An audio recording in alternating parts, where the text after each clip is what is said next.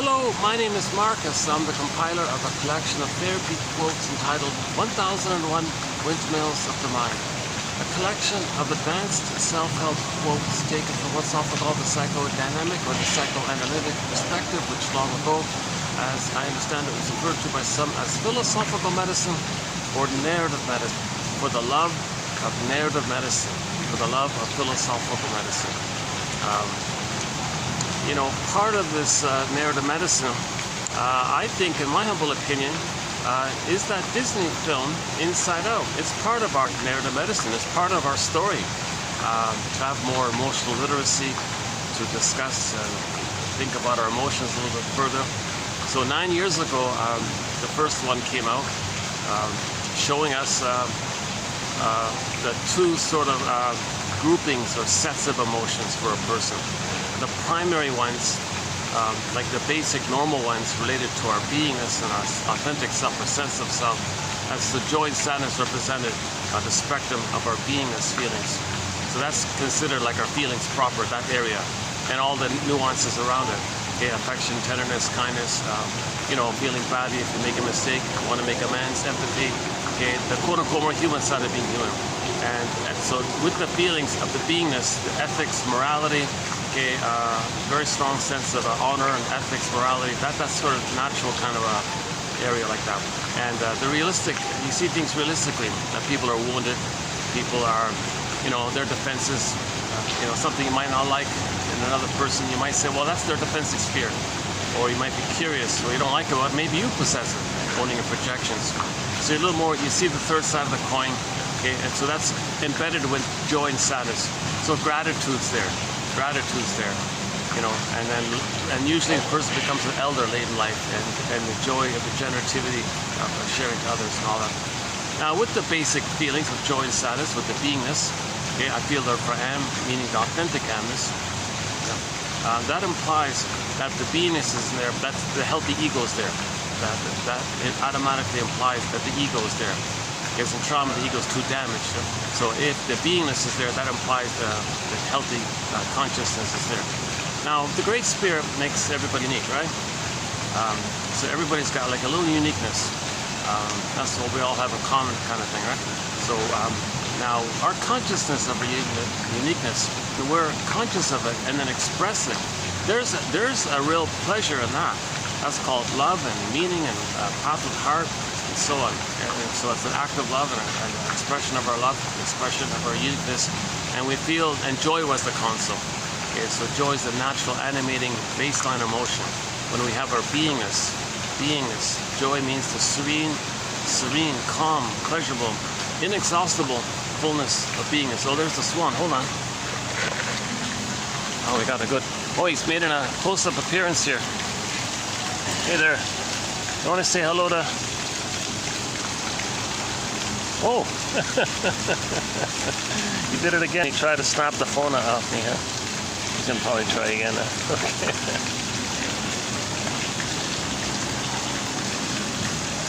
Maybe it's just before his feeding time, I guess.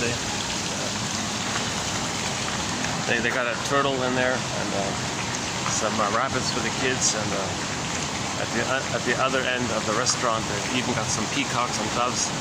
Nice, really nice little place. Yeah, there he is. There, yeah. just looking at us. Yeah. Gorgeous bird, eh? Are we getting him in the camera there? So in the original first Disney film, Inside Out, we see the two categories of feelings. Okay, this is basic emotional literacy, right? So Pete Docter, the director, he's a soul doctor, giving us some of this narrative medicine, part of our story, that we have two groupings of feelings. That's sort of the main message, I think, from the first film. Okay, so now we see that when a person's needs for their beingness, for their emerging beingness, it's not fully there when we're born, like it's emerging, it's budding kind of thing. And the child has needs for its nourishment and so on. If the child's needs don't get met, those pleasant basic feelings that joy and sadness represent, Okay, they get zooped away. They're not there anymore. It flies away, kind of thing. And in that film, we see them go through that tube into this unconscious place, this magical unconscious place called primary mentation, primary process thinking. So it's unavailable to us, really. It's just so far away in another world, in effect, right? So we don't have access to it. So now, what's the result if the child doesn't get his needs met? He can't have the pleasant feelings. If the needs are met, the pleasant feelings are there. I feel therefore I am. So basically, feelings and needs. If the needs are met, the feelings are pleasant. If the child's needs are not met, those pleasant feelings zoop away. Now, the child, if his needs don't get met, his beingness, it kind of hardens up, it petrifies, fossilizes, turns to stone. Metaphorically speaking, it's frozen, flashes, or it turns velveteen rabbit, doesn't feel real anymore, doesn't feel fully alive, like the wooden character, the wooden statue one. So something happens to our beingness. We don't lose it, of course, but it doesn't animate anymore. It's dried out, so to speak. So, okay. So if we don't have our normal, authentic self, or real self, or sense of self, or beingness, I feel that I am, if we don't have that normal basic identity, that's our home within, that's our to ourselves, that's our embodiment, that sense of self, that's our, we live to the extent that we come from this inside place. This is, we don't want a paucity of inner experiences, yesterday's video, right? We want a more or less richness or acceptance of inner experience. We want an acceptance of our inner experience. So if the child's needs don't get met, okay, his embodiment, okay, now enter myths and fairy tales. In a myth or fairy tale, if there's a character that's personification, i.e. you create a character to personify or represent the beingness or the authentic self of a person, okay, and there's a character in a myth or fairy tale that's code for that beingness. Okay, the most common one is Snow White. Okay, she's a metaphor for our beingness. And what do we see with Snow White? She's in a glass box and she's in a cauldron. So imagine that the person can't connect to their beingness. It's a wall there, and to boot, it's in a deep sleep like that. So we don't have access to our beingness. So if our authentic self is unavailable to us, it's frozen, we can't access it, we don't feel embodied, okay, and then if sadness is missing, that means we don't mourn losses. That's a real pain. If we can't feel sadness of a loss, or if we don't feel pleasure for anything, and we don't feel anything really, okay, that's called athimoalexia, no feelings for your words, or alexithymia, no words for your feelings, everything's frozen like that. There's a real pain by this. Okay, the child's in a real, so then flares up the second set. Okay, now the second set, okay, it's a regression back to the survival brain, brainstem, okay, spine, amygdala, that whole area, that primitive part of us, right? Part of our brain. Okay, so now from that brain flares up, called the survival brain. Its language is visceral, it's anxiety, it's a stress response of fear and anger. Like, so we see in the Disney film, fear and anger runs the console. Disgust was mainly about distaste and dis-smell, kind of, also physiological kind of area. Right? Let me make an adjustment on the fan here. Hold on a sec. Well, without the fan, I couldn't do these videos outdoors. Hold on a sec.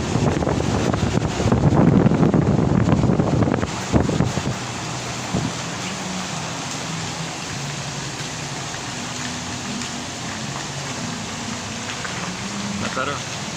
I got to angle it right so I get the breeze but not interrupt the audio. Yeah, it's like 40 something with the heat around here, right?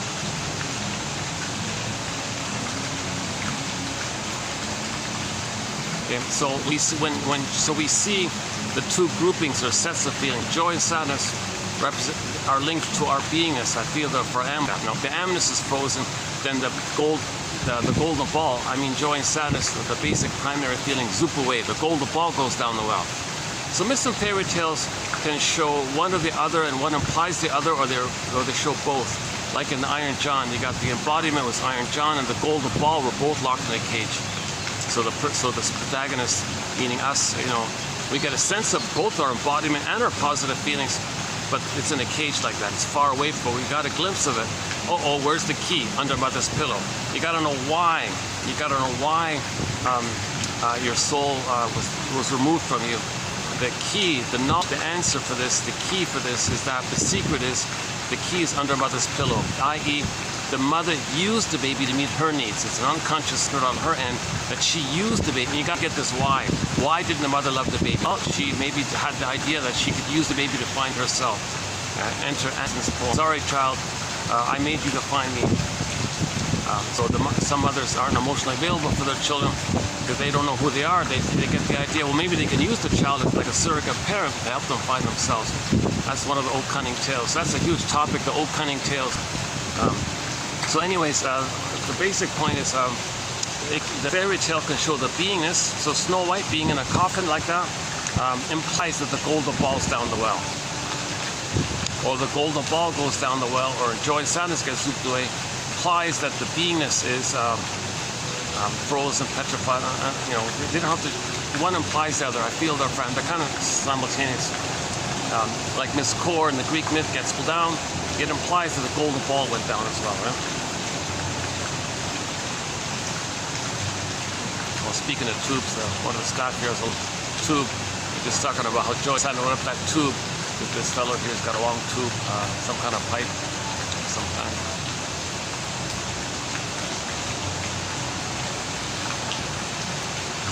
Well, that guy really holds the place together. He fixes everything up there, that guy, the maintenance guy. Yeah, he does everything here, yeah.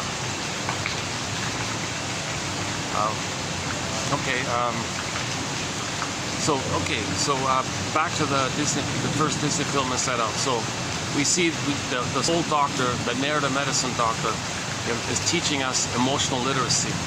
Okay, we have a low EQ. Okay, this is called affect phobia, emotional literacy, low emotional intelligence.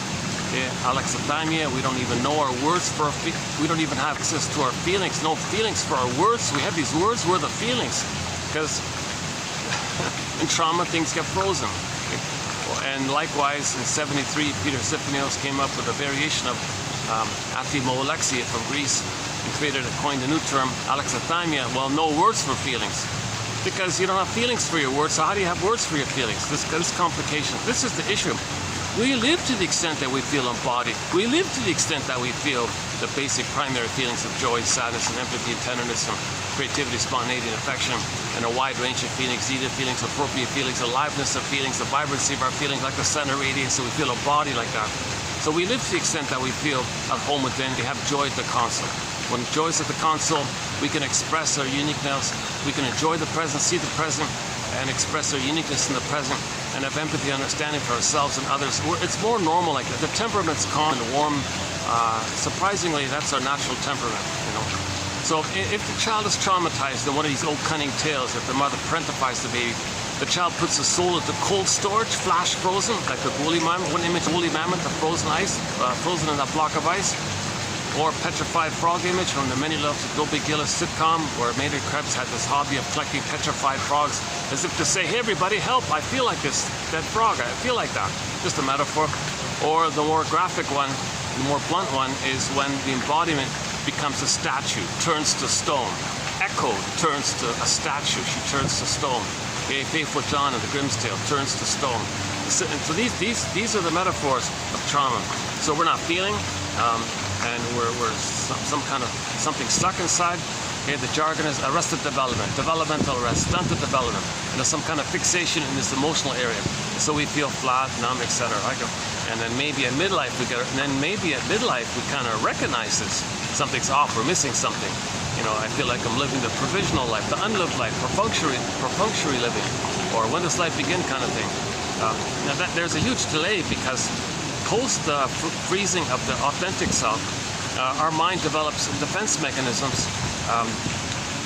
Based on the old fears, we prepare for the re-triggering of those old fears. Anxiety kind of runs the console, and we create a false self. So this scaffolding of defense mechanisms to keep us away of the pain of the authentic self, with too much pain to accept our real self. We create a defensive self, a false self, an as-if self, a fake self, a pseudo-self, a persona, a mask, the famous mask. Okay? So this is the gap between our false self and our true self. This common inner conflict like that. Right? So now with the false self, we can function in life. We can drive a car and get 10 PhDs, 10 medals, write 10 hit songs, etc. We can live, we can function like that. But we're missing something. We're really missing something.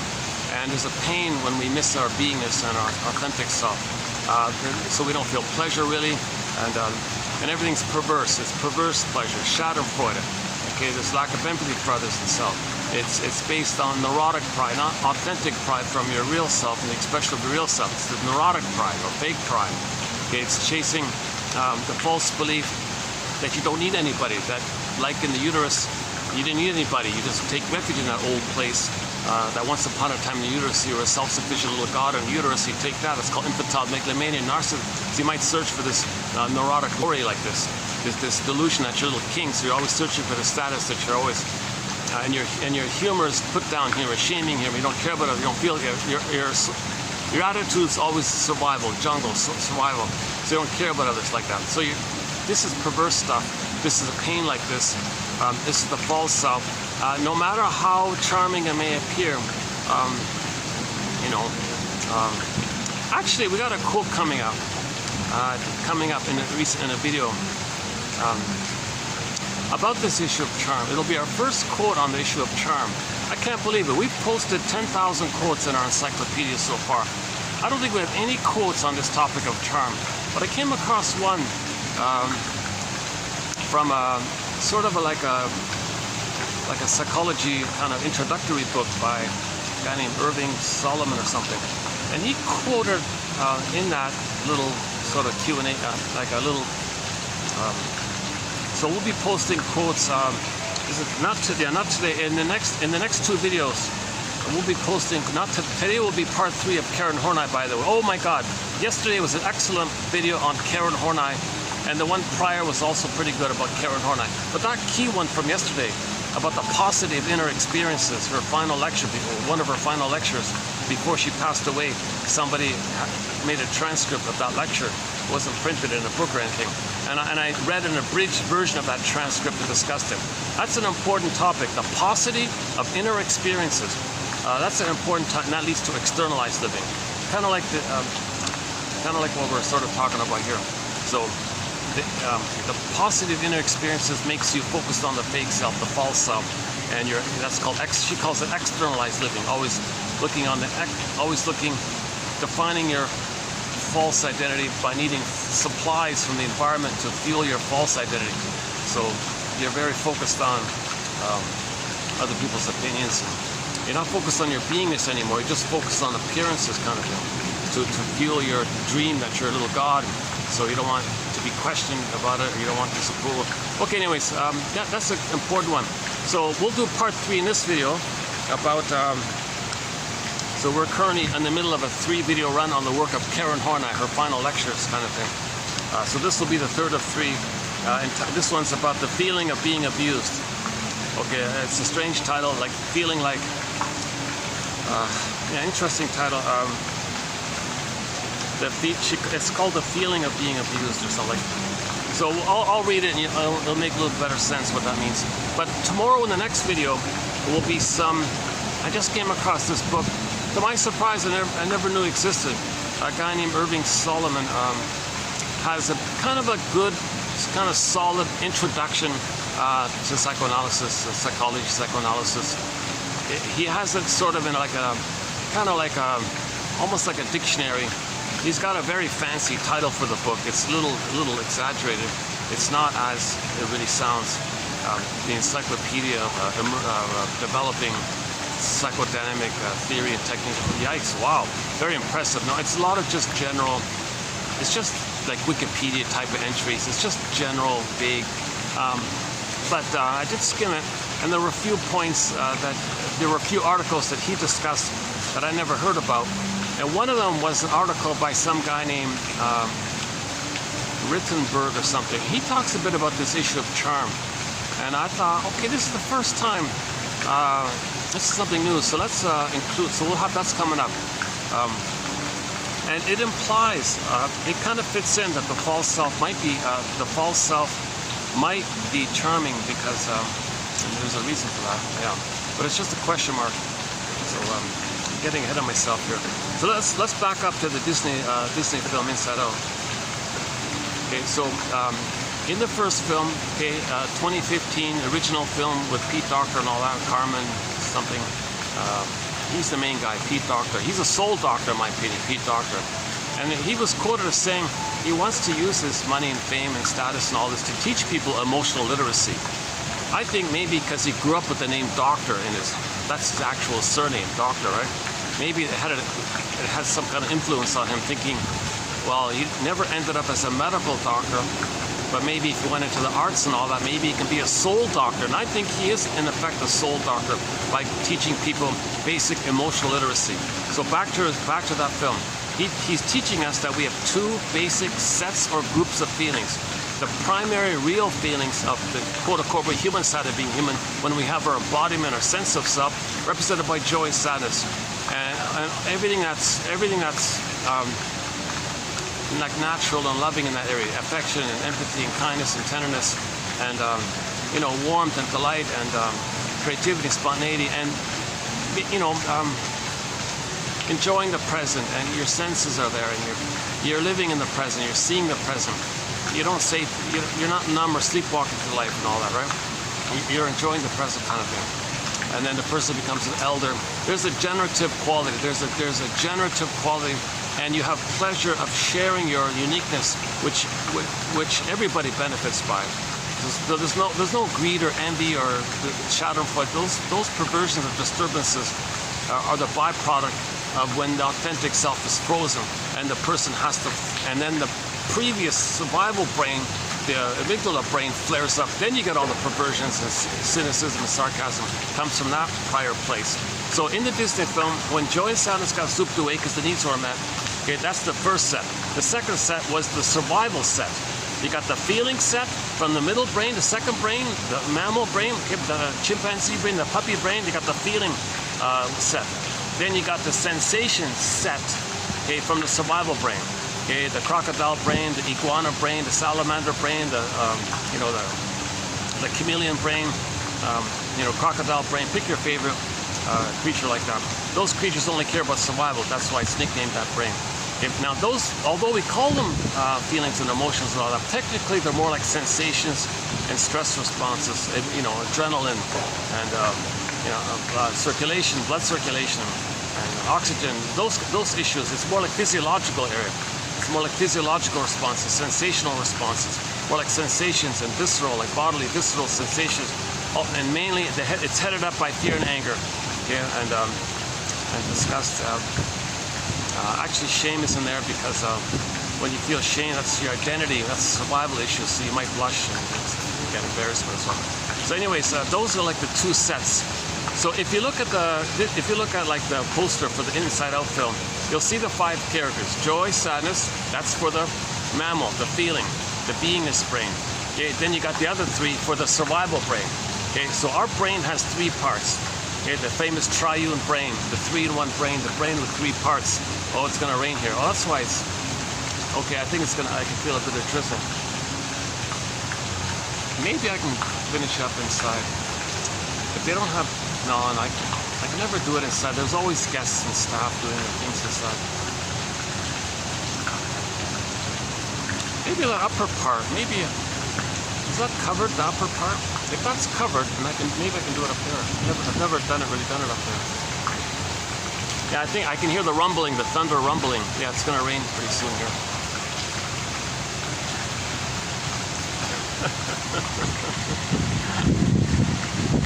Well, let me turn off the fan at least, yeah.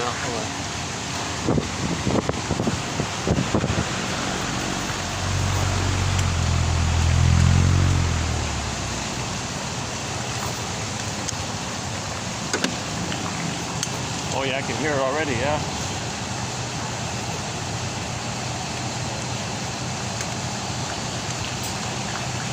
Yeah, how does the swan handle the thunder? Oh my goodness, what does the swan do when it's thunder? I never thought of that. Gee, that's too bad. Too bad I couldn't do this in the rain. Actually, they do have umbrellas here. Maybe I can give it a try. Let's see. Let's in anticipation. Let's see if it would work if I could do it under umbrella. Let's see.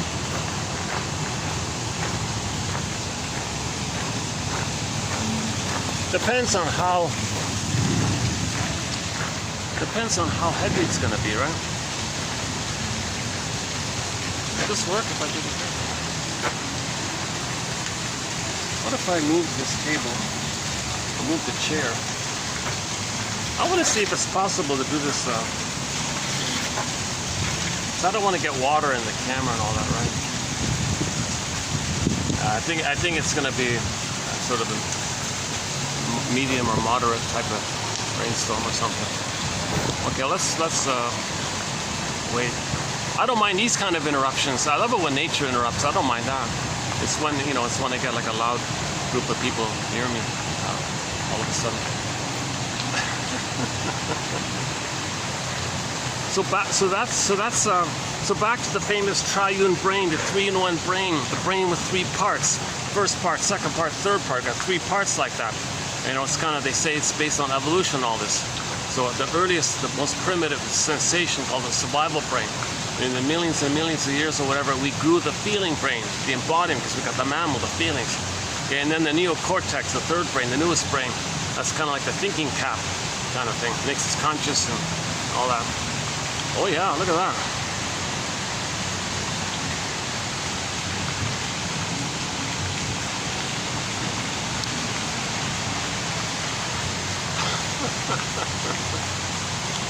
Okay, when it starts to rain, I'm going to try that upper section they have up there. Maybe if it doesn't, worst case scenario, I'll hit the pause button and go to the main hotel. Whatever, 20 minute walk. Yeah, 20-minute walk that way. Oh, they're pulling down the umbrella, so I couldn't even do it with the umbrella. They're taking them down. Oh, so forget that. Oh, I feel the drizzle already. Yeah. Okay, let's. Oh, they're all in a panic. Yeah. Okay. Oh, so let me see.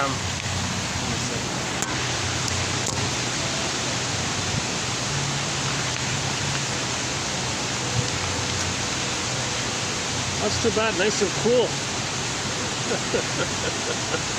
What a pity. Oh, what a pity. I could have done it in the...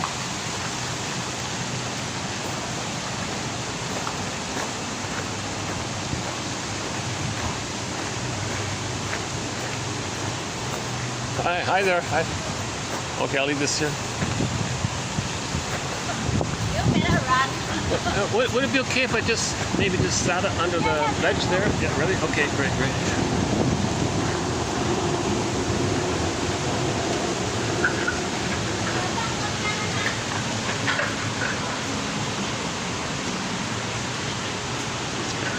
Well, she said I better run. Hey, what about over there? Hey, what about just right there? There's some chairs. Oh yeah, no, it's really come. Oh yeah. Hey, what about right here? Oh, he's got my towel. Oh, hold on a sec. Oh yeah, okay. I'll take it. Yeah, hold on.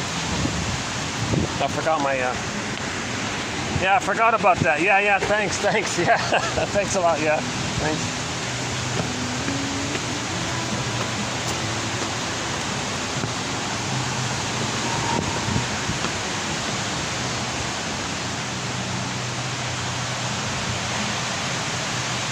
Yeah, it's coming down. Yeah, look at that. Eh?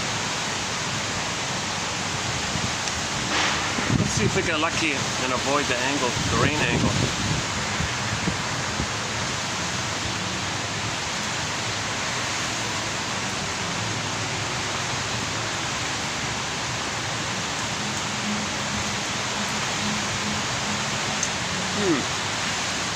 Okay, let's try it down now.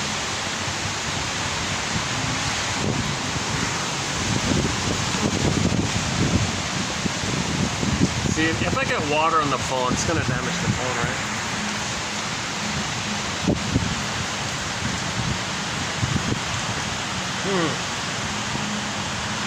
What else can I... Yeah, I'm getting a drizzle on the phone. Yeah, it's not working good. Otherwise, this would have been okay, right?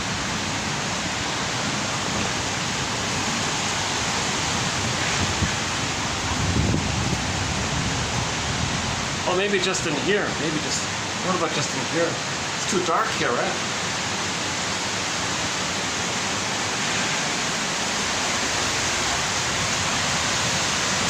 Oh yeah, look how quickly it came, yeah. Jeepers.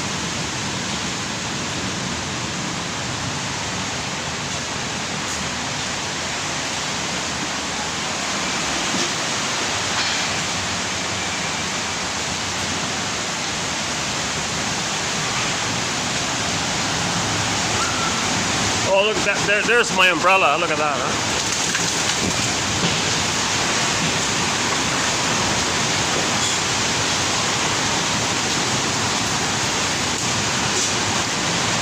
Oh, things are flying all over the place. Oh, wow.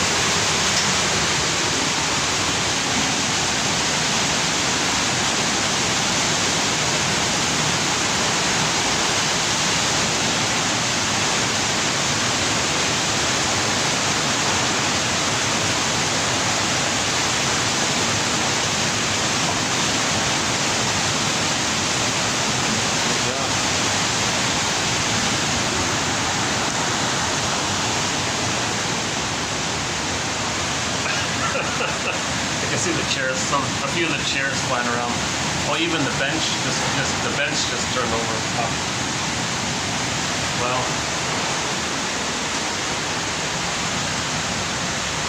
Oh, I couldn't. Oh, I see. Look at that. I was thinking about sitting on the balcony there, but the chairs all just turned over. Well, so much for that, eh?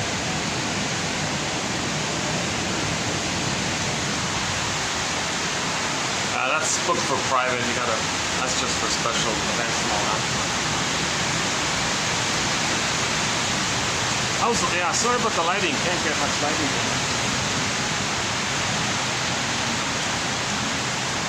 How about here? Is the lighting a little bit of... Oh, it's calming down already. Oh, that was quick. Oh, it just lasted 5 minutes.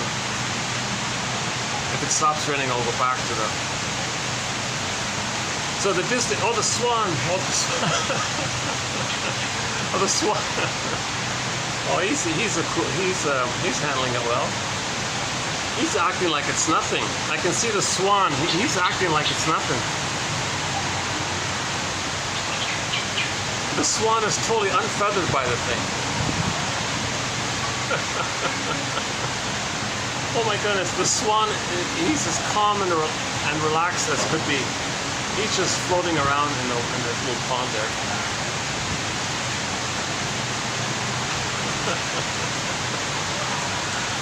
He's a good metaphor for our beingness, that swan. You know, we could say the swan could be a symbol for our beingness, that calm beingness like he is there. Right? So we want to be in touch with our inner swan, right?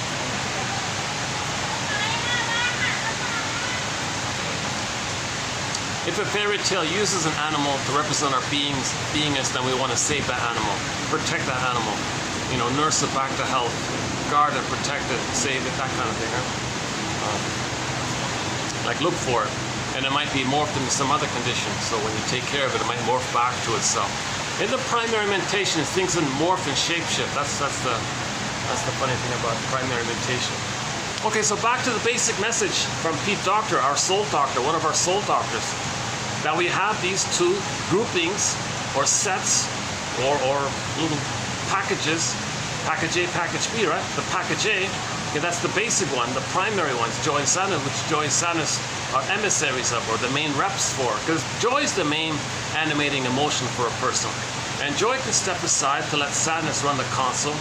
It's not, because that's a healthy feeling. To healthily feel sadness when there's a loss, so you admit the reality because your ego is there. You can admit the reality that there was a loss, then you can feel the sadness. So you got the sadness to link in with the reality of the loss. See, the ego's damaged. You don't want to admit the reality. You don't want to know the reality because you don't have your sadness there. So if you can admit the reality, you can have your sadness there. Then sadness can step back, and joy can come to the console, and you can go back to loving life in the present. See, that's a healthy state of affairs.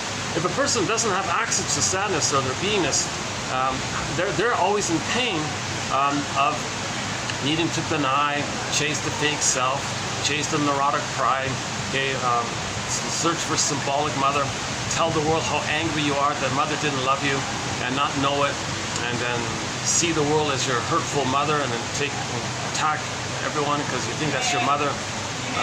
This is neurotic stuff. Yeah, let's calm down a bit. All those plans turned over. Oh, geez, all that staff has work to do, eh? Yeah.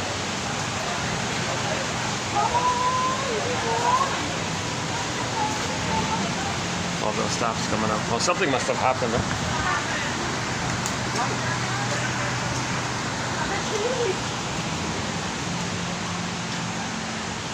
Oh, they're all concerned about something. Something must have happened. Maybe somebody's motorbike tipped over or something.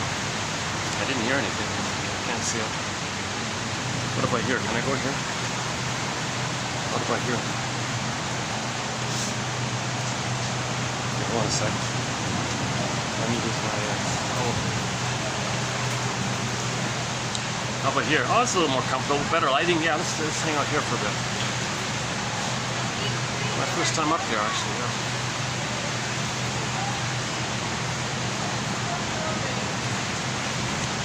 Right.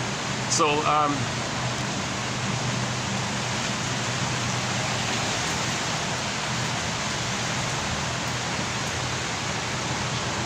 Right. So okay. So that's the basic primary feelings I feel there for the word of the year by the Merriam-Webster Dictionary Company last year, 2023, was authentic. So we're all born with this. We're all given this authentic self, our beingness, our ontological self, our feeling self, our sense of thought. We're all given that. Like we're mammals. Like we have bodies. We feel it. There's an animation from it. It's called embodiment.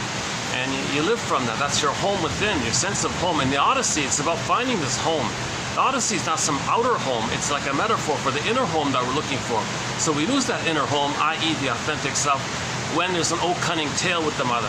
If the mother is, for whatever reason, isn't emotionally available to see her baby as a little human being who needs her to mother the baby, to nurse the the mother might be angry, so she takes out her anger on the baby. Nobody's watching. She has full immunity. Father doesn't know what's going on. Mother knows best. She has this power, feels so much tension, angry at the husband, takes it on the baby. Or maybe mother sees the baby as her mother in the past. In a psychosis, she transfers her unfinished business with her frustrating mother into the baby, and now hates the baby, thinking the baby's her mother. Old cunning tale. Or the mother reenacts her trauma with her mother, and the mother has a baby and says, "Okay, baby, I'm going to replay what happened to me. So I want you to be a proxy of me, wanting love, crying for love. I want you to play me when I was a baby. And I'm going to play my mother who hurt me. And I'm going to replay it." So so the behavior, she shames her own baby to reenact and replay that scene that she experienced where she needed love and mother said no to her. So she finds the baby to play her, and she plays the shaming mother and replays the whole thing. So that's her loyalty to the mother in a mechanism known as identification with the aggressor, because she's got to have an attachment to the mother. The only way to attach to mother is to become her, kind of thing. At the same time, she's angry at the mother. So the question is, if the mother who's traumatized becomes the mother and she's angry at her, what does she do? Okay, enter the child. Evocation of a proxy. Okay, child, first you're going to play me, I'm going to play the mother. Okay, so now she'll reject her own baby the way her mother had rejected her. Okay. And then hocus pocus, auto hypnosis, flip flop, shape shifting, primary mentation, Alice in Wonderland, up is down, left is right. She sees the baby as her mother who hurt her originally back in the nursery. Now she plays herself little stronger now, a little older now. Now she thinks she's going to control the mother. So she sees, okay, baby, now I want you to play my mother. I'm going to control my mother, you, baby. The poor baby can't say, mother, hold the phone here. What's going on here? I'm neither you nor your mother back in your nursery. She can't, you see, when she's traumatized herself, she's frozen there in a place of timelessness, and there's a conflict there, unfinished business with her. She's got to get mother's love for her. So she's still dealing with this struggle, this relentless, timeless, infinite struggle with her mother, and all time is that time. So she used the present as a reenactment of the past. The present becomes the presenting past, or the present just still the past, or you transfer the past to the present. So when there's trauma, we repeat. Due to this compulsion to repeat, we transfer that scene with the mother in the past to the present and reenact that kind of thing. Now, the mother may reenact it in a variety of ways. The common one is first, she casts her own baby into the role of her. Okay, so the mother herself doesn't want to cry and be a victim of her mother, because she's the victimizing mother. Baby, you play me. I'm going to victimize you the way my mother had victimized me. And then at the same time, on another level, she is really angry at the mother. So how does the mother be loyal to the mother and become her and be angry at her if he is her? All right, baby, that's where proxies come in. All right, baby, scapegoat. She scapegoats the baby for this drama. Okay, so she's going to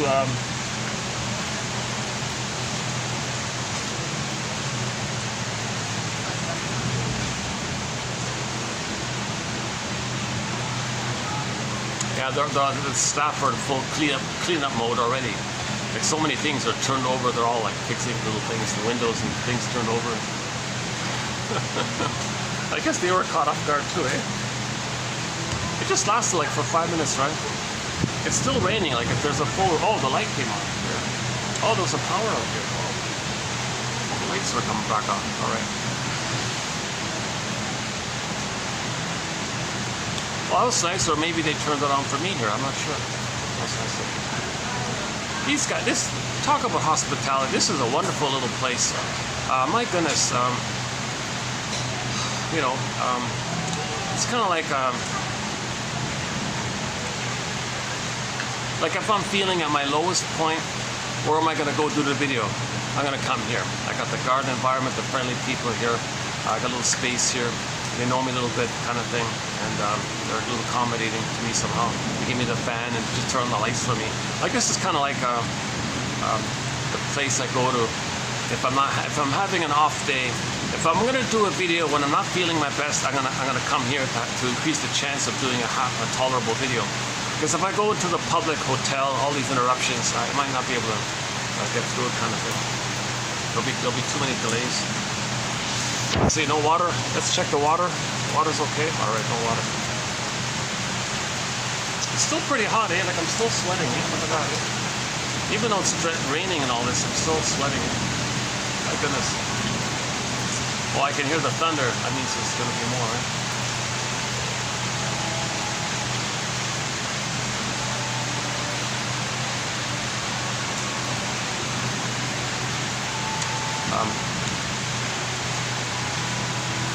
Yeah, so the waiter found my towel, he brought it to me, and they turned the light for me. That's nice, eh? That's nice. Gratitude, I feel a little sense of, I feel some gratitude that they saw my efforts to make my video and want to do some little things to help. Thanks. Like I don't know. I feel like a little enriched by that acceptance, so I feel better. So that's called gratitude, right? Big acceptance.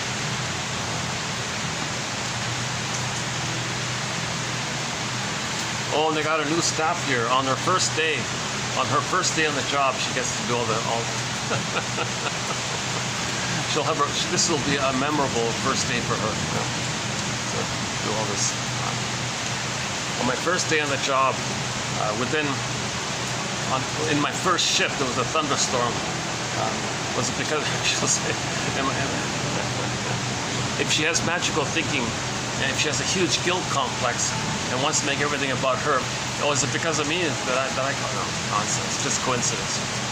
But when there is a coincidence, our unresolved infantile megalomania may co-opt that coincidence to fuel our narcissism. Yeah, it's because of me, and you make yourself feel important one way or another.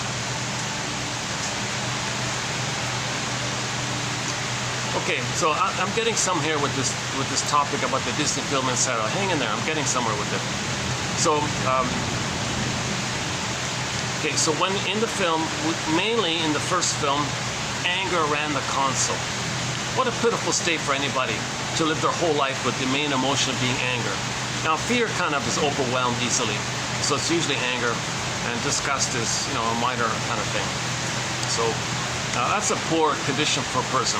That means they're going to live life with the mentality of the survival brain, of the lizard brain, the crocodile brain. Okay? And they're only going to think in terms of, is it useful for them? Fine. And they're entitled. It's supposed to be like that. They don't get what they want, they're enraged, and who cares if it's not useful for them? They have a very simplistic either-or mentality. Okay, so the main emotion is anger. Okay, greed, envy, or grenady, spite, vindictiveness, schadenfreude, grievance collecting, injustice collecting. Okay, in the Disney film too, sarcasm was a big one there. And we saw that scene there. Huh? And then now since they don't want losses, if there is a loss, denial, contempt, sour grapes, they need them anyways. They call it a pyrrhic victory to preserve their status in the uterus, that they were on the throne. They're always searching for that throne-dom kind of thing. Now what about their feelings? What about their true self, their real self, their authentic self? Well, they see it onto others and shame it, reject it, hate it, devalue it, because that was done to them. So that's the dark humor. So ironically, they see their wounded soul onto others and attack them like that. So that's their loyalty to the mother who did that to them. That's a pitiful kind of state, and you're stuck in this timeless, and your slogans are jungle slogans, and so people call it toxic masculinity, or in men and in women, if you think in a very sarcastic, negative kind of way. So anything to do with trust or vulnerability or affection or tenderness, they mock that, they don't care about that, because they had it once upon a time and mother rejected it in them. So that baby identified with the aggressor. To have a mother, they got to see those qualities, they got to reject those qualities to be loyal to the mother who rejected those qualities in him. Again, identification with the aggressor. A very serious, disturbing defense mechanism that babies adopt to deal with the painful mother. They become her and forget themselves. Do I have to give up me to be loved by you? Title of a self-help book. So imagine now, in the first film, Inside Out, that the person goes to life with mainly anger at the console. So you're reactive all the time, you're hypervigilant, impulsive, paranoid, I guess. You don't care about others, you don't have empathy or feelings for others. You're mocking and shaming, and sarcastic and bitter, and you feel entitled to greed, and you don't care. Envy, who cares? Like, there's a lot of who cares attitude. You're only in the place of survival. And if you say to somebody in that mode, where anger runs the console, okay, meaning a personality pattern based on anger at the console, okay, narcissistic pattern, bully pattern, Iago pattern, lower functioning BPD pattern, and all the other ones in that kind of area. We're calling the stingers, based on a self-help quote. If you say to if you say to one with the personality pattern based on one of the stinger personality patterns, gee, what you did was hurtful to others. They're in survival mode. Doesn't register. They don't care. That's like asking a 2-day-old baby to say, hey baby, when you bit your mother's nipple and she was in pain, that hurt her. The baby's not going to register that. He's just trying to survive himself. He's got to get nursed and fed and feel safe with her. He's not in a place to like, oh sorry mother, I bit your nipple. He's not there yet. So that's what we're talking about. That kind of really archaic kind of place. It's a really basic kind of place like this. Yikes, I'm drenched in sweat already. All this, yeah. I need to get back the fan when the rain stops. My goodness. Still raining? Yeah, it's still raining. Yeah. Oh, they fixed the chairs. All right, yeah.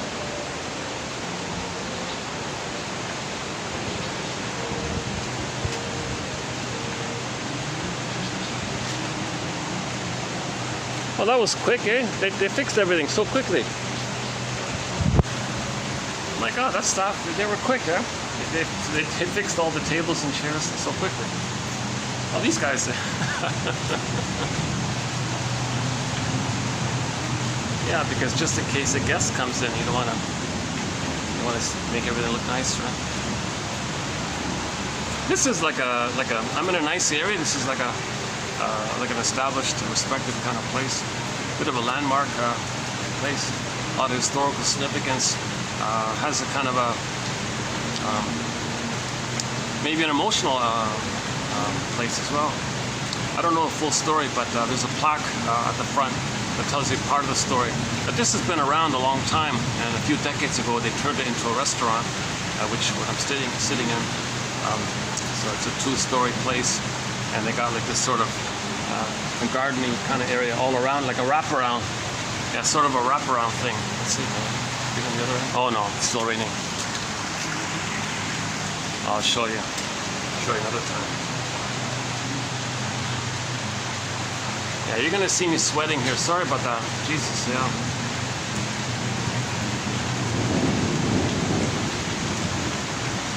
Oh, look how now the staff are all calm and doing their things. Eh? For a little while there, they were in a panic. Now they're all calm down.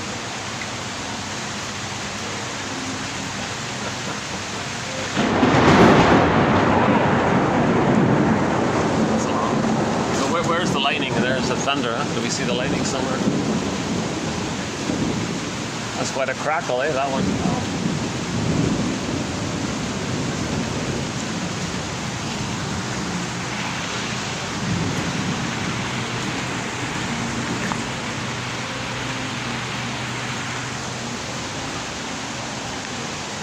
What up there? That way? No. Let's see.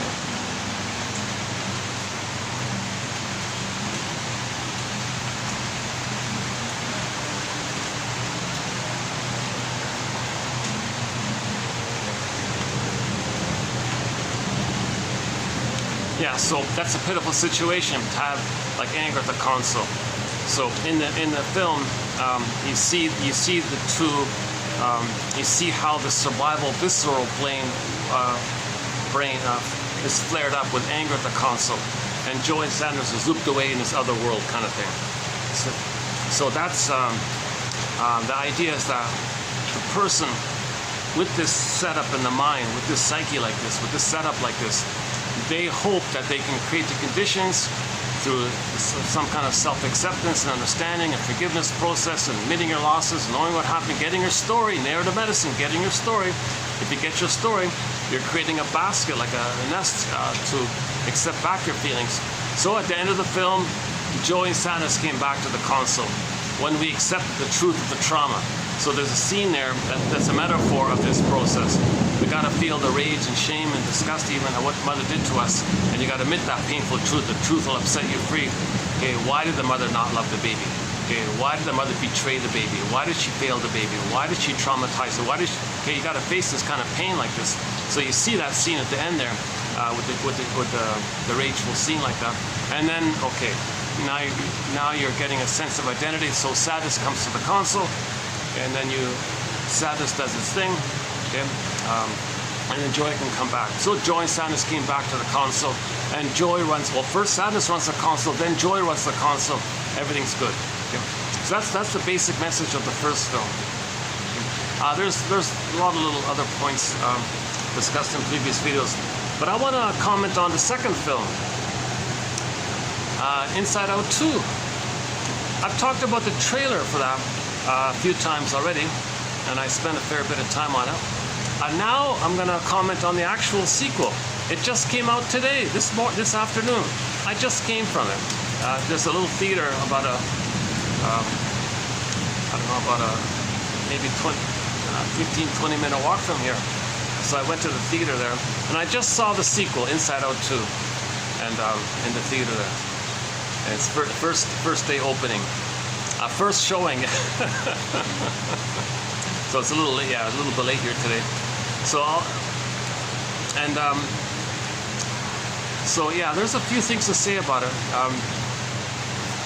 Okay, so in the sequel, the same basic motif is there, that joy and sadness went in the bottom and got to get joy and sadness up.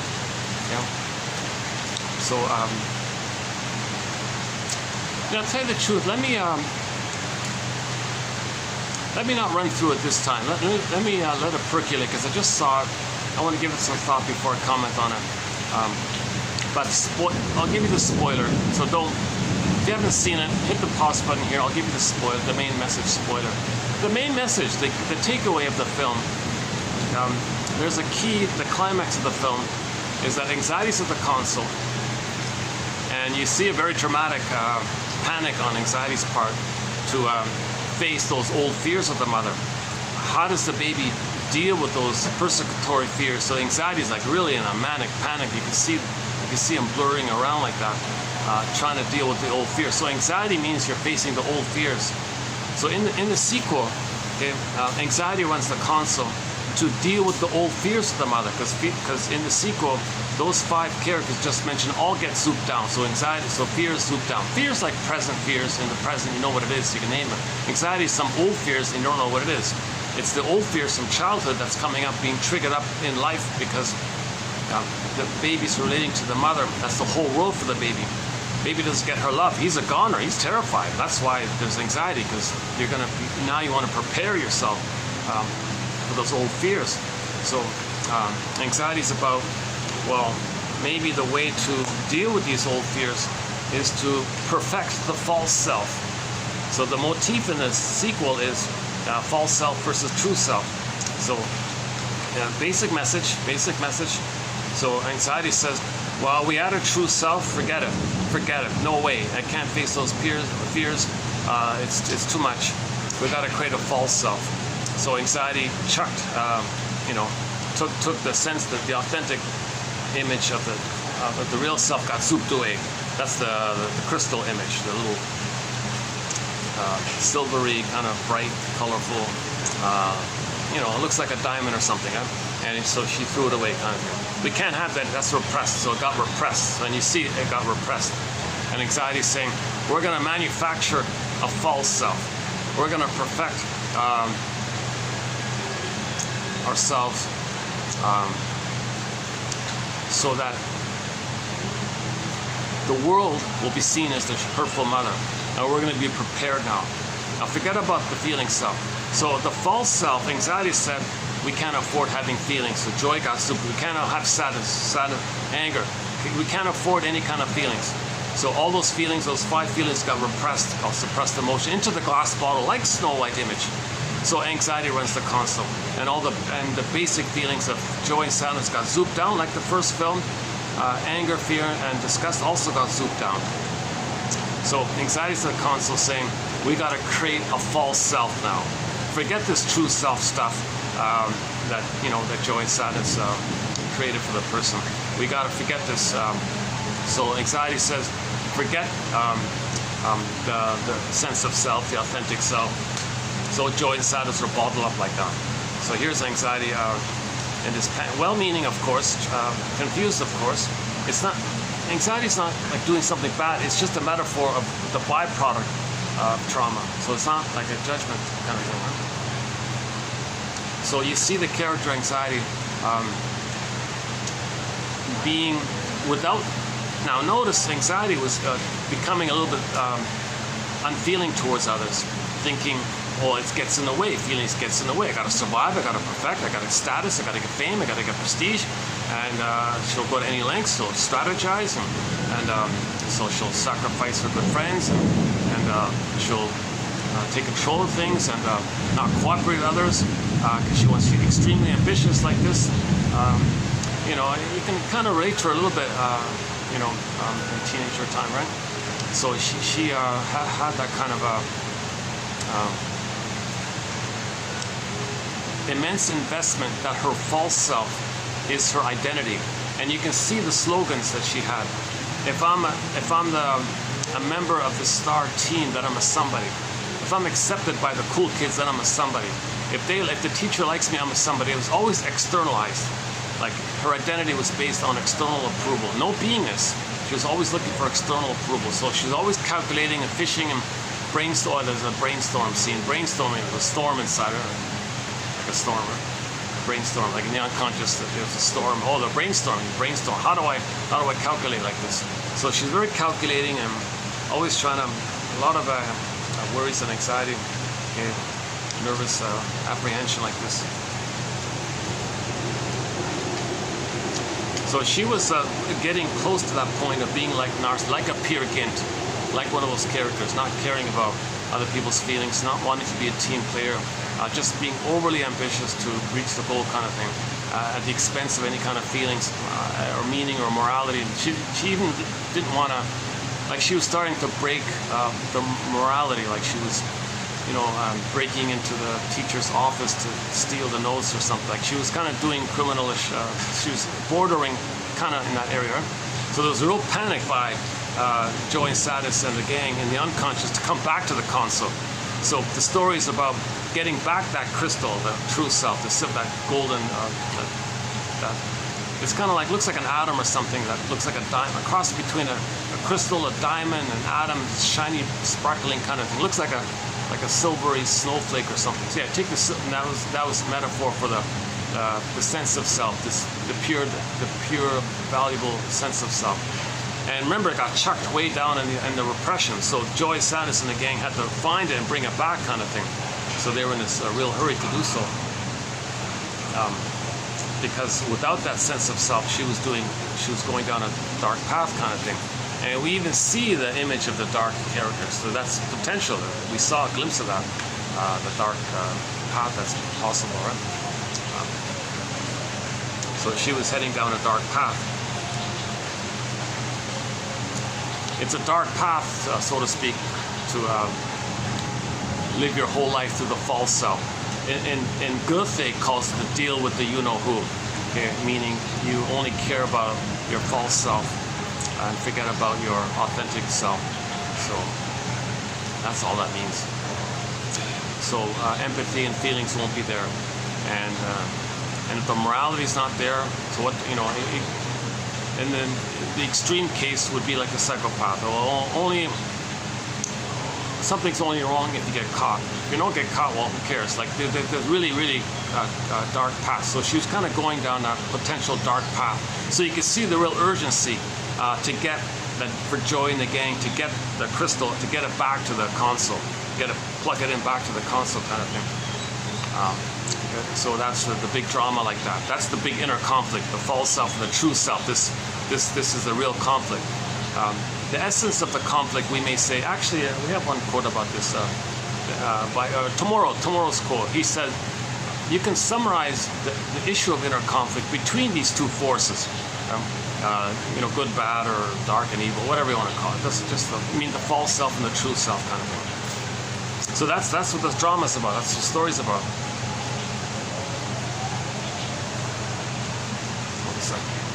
Yikes! Oh, jeez, I'm sweating already.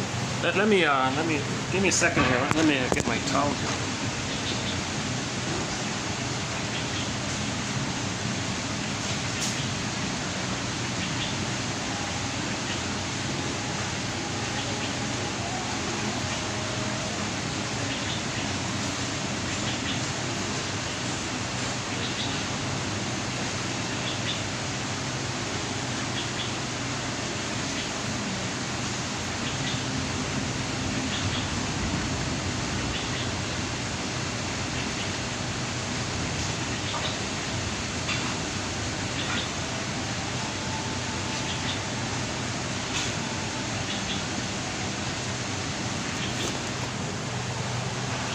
It's calming down, but it's still raining. Yeah, I gotta wait.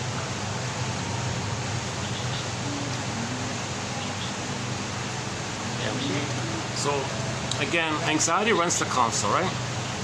Anxiety is about all the old fears. Okay, originally, the baby is terrified of the mother. He thinks he's a goner. That's why anxiety is so intense, because you're bringing up those terrifying fears that you're not going to make it. So anxiety is like trying to figure out things. That's why you see her in this wild, manic, swirling panic. That's quite a dramatic. I think that's the top scene in that film. That climax with anxiety spinning around in this daze, like really, she was disassociated even. She was like lost. Like she was losing, you see, when there's too much trauma, you might escape in your mind, called disassociation. So she was like in a dreamy trance, like she wasn't even present anymore. So she was kind of fleeing in the mind, kind of thing, called disassociation, feeling derealization, depersonalization. So she was like kind of on that kind of edge like that. That was quite a scene. And you see the physiology of the person. You know, Riley's breathing and shaking and heart palpitations, and really like dangerous physically. Now you're seeing the danger of too much anxiety on the body. Because she might collapse. Riley was about to like faint or collapse or something, you know. Yeah, so again, spoiler alert. Well, I gave the spoiler alert already at the beginning, yeah.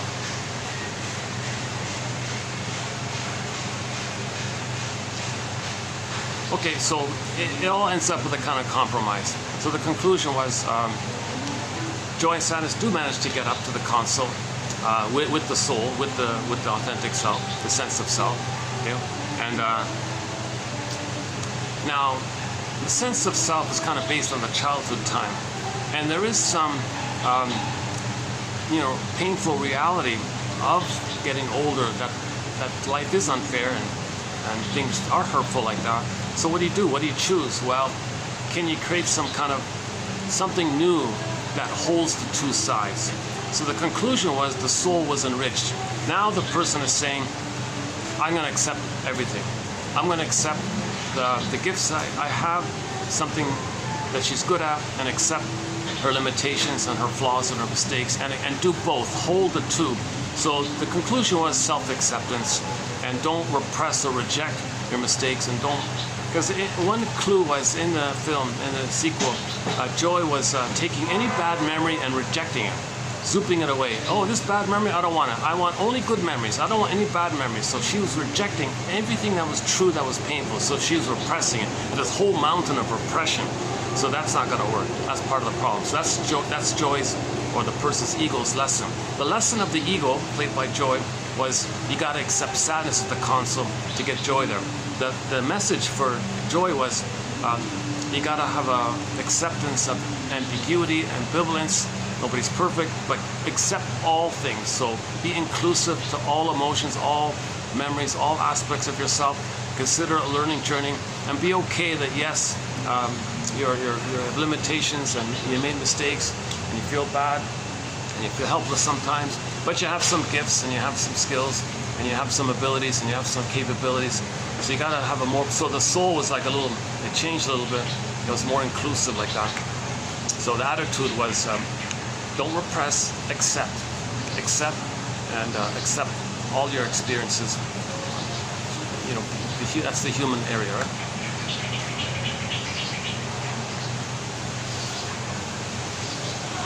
I gotta confess, they were a little skimpy on the script. Oh no, okay, the takeaway, yeah. So the takeaway was, when anxiety was swirling around in this big panic, the key climax was Joy managed to reach anxiety in a state like this and convinced anxiety, you, anxiety, don't get to decide Riley's future and who she is. That's a great line. That was a very good, that's the key takeaway line. That anxiety doesn't determine who you are. Anxiety thought that, no, I determine who I am. I'm the false self. I'm not going to be victimized again with my mother. The world's my mother. I'm not going to be victimized anymore. It's a survival anxiety. So anxiety, I determine my identity. My identity is false self. And Joy said, no, that's a false self. That's not the authentic self.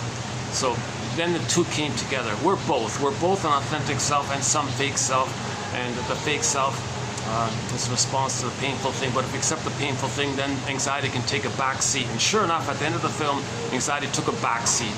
Anxiety's still there and can still be present at the console, but you see her in a reclining chair drinking some lemon tea or whatever, or some herbal tea or something, in a comfortable sofa and all this.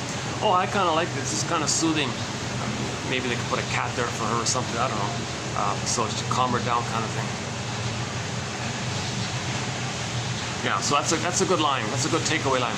Anxiety doesn't determine your identity. Anxiety doesn't determine who you are. Anxiety is a physiological response to your old fears of your mother. That doesn't determine who you are, but that anxiety is the belief that you got to be prepared for those old fears of the mother. And that's who you think you are?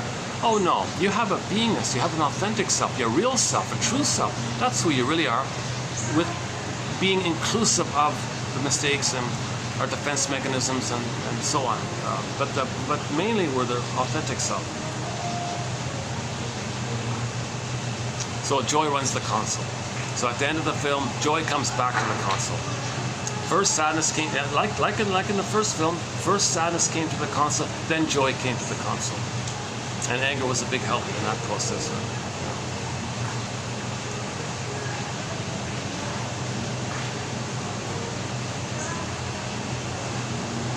Anxiety doesn't determine who you are. A good line, very good line. I'm gonna, if that's the actual wording of it, I'm gonna post it in. I'm gonna put it as a TQ quote. Anxiety doesn't determine who you are. Excellent line like that, yeah. But other than that, I gotta say they were a little skimpy on the script. I was kind of maybe expecting a little more in depth. Oh, it's okay. She wants to come through here.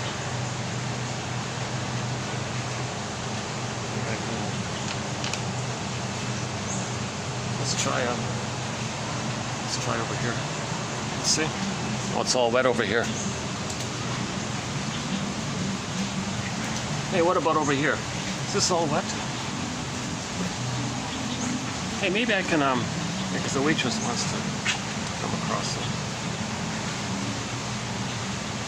Oh, somebody else is coming here. Big damage. Really? Many trees and everything. So did some trees fall down as well? In the front and Okay. I saw you guys running. It's because of the tree. yeah, it's so many trees actually. Here and over there and in the front.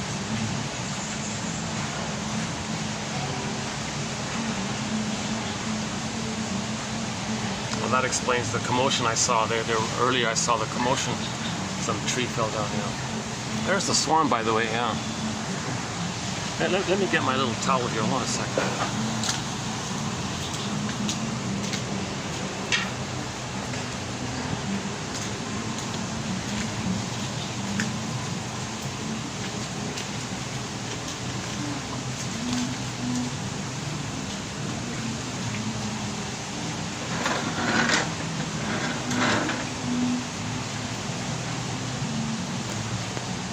Let's try this for a bit.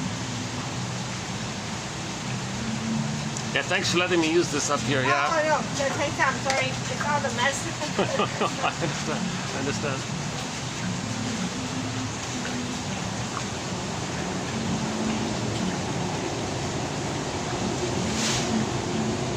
Oh yeah, I see. Okay. Yeah, the guys, I can see one of the main branches of the tree from.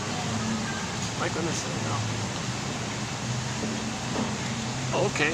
Oh, so this is a comfortable chair here. Oh, that's good. Finally got a nice chair here. Oh, okay.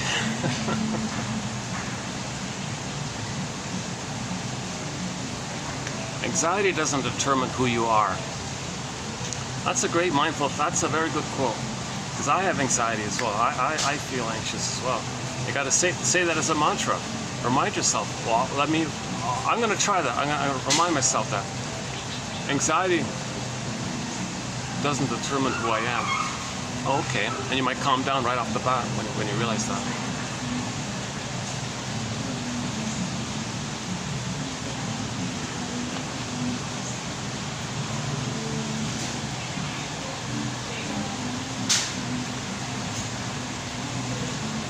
You know, they're familiar with me, but they always treat me like a guest kind of thing. Like they don't really take me for granted or something. They always treat me like I'm a brand new guest for the first time. It's kind of nice. They have that kind of service discipline or something.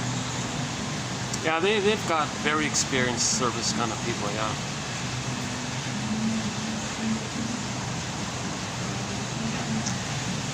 Yeah, experience. Yeah, a lot of experienced people. Yeah. Okay, I've talked about them in a previous video, so that's I would easily, give them any kind of review, a 5-star review, of course, for sure, easily. Yeah. One of the managers has spent her life in the hospitality industry in major hotels, like in different countries all around the world, kind of travel around like that, and finally settled down here in her hometown, kind of thing. So she's sort of one of the main managers here. Not that one, another one. Yeah.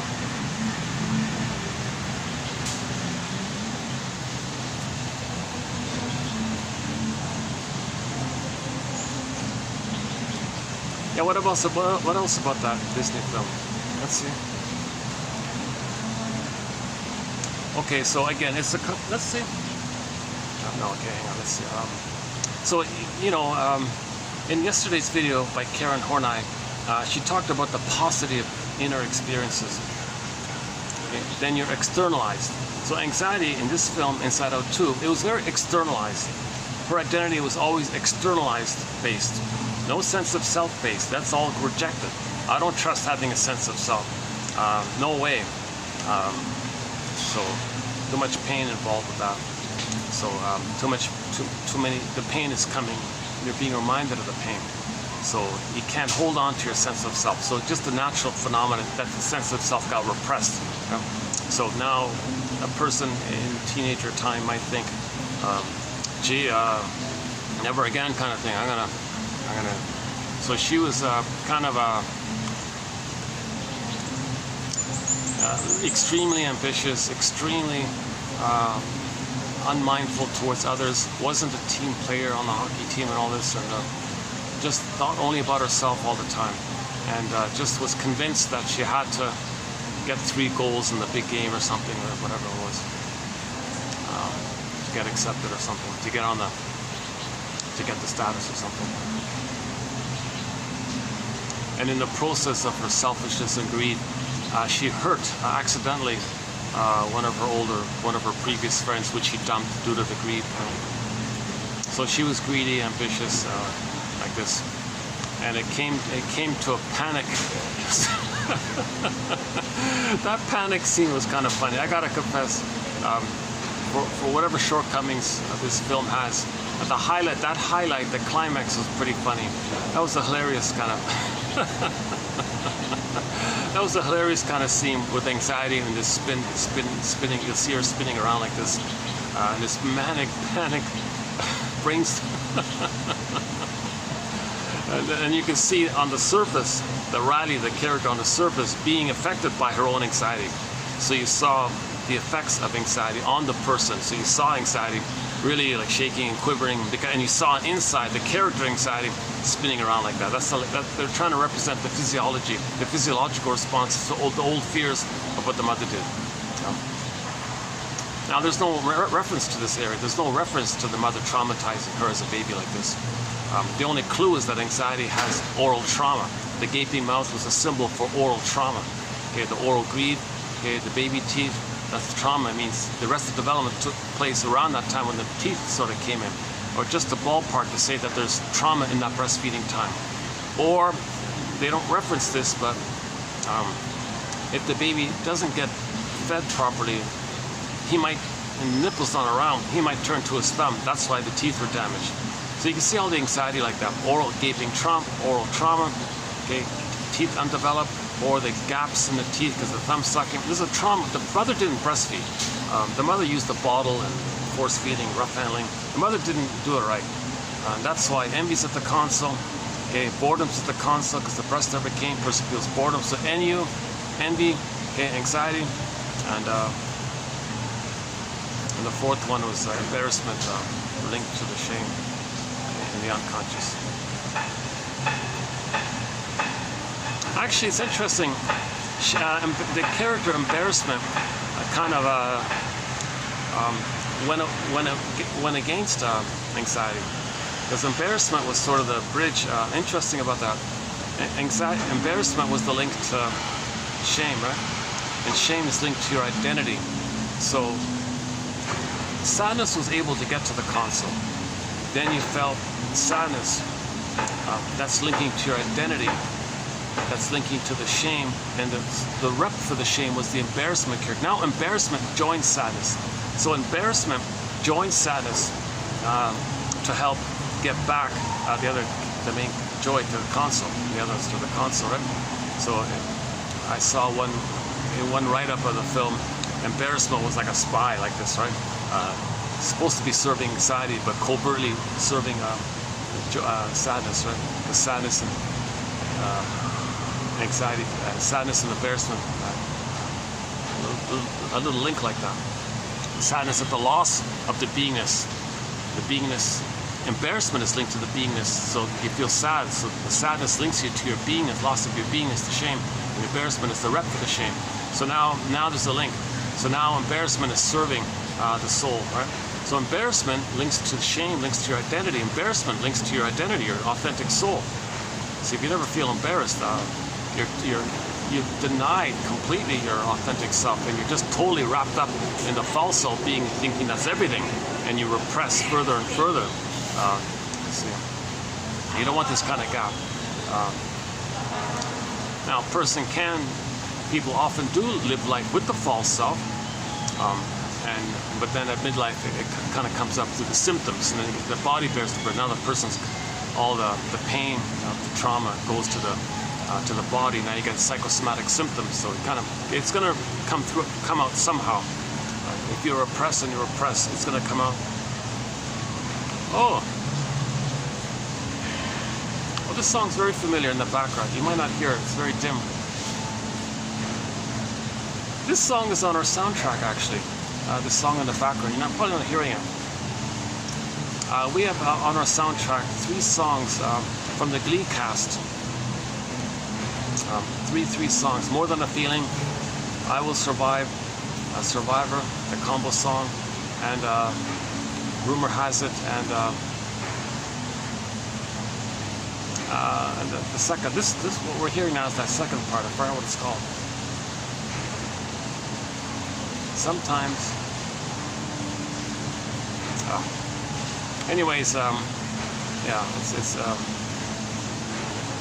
never mind now.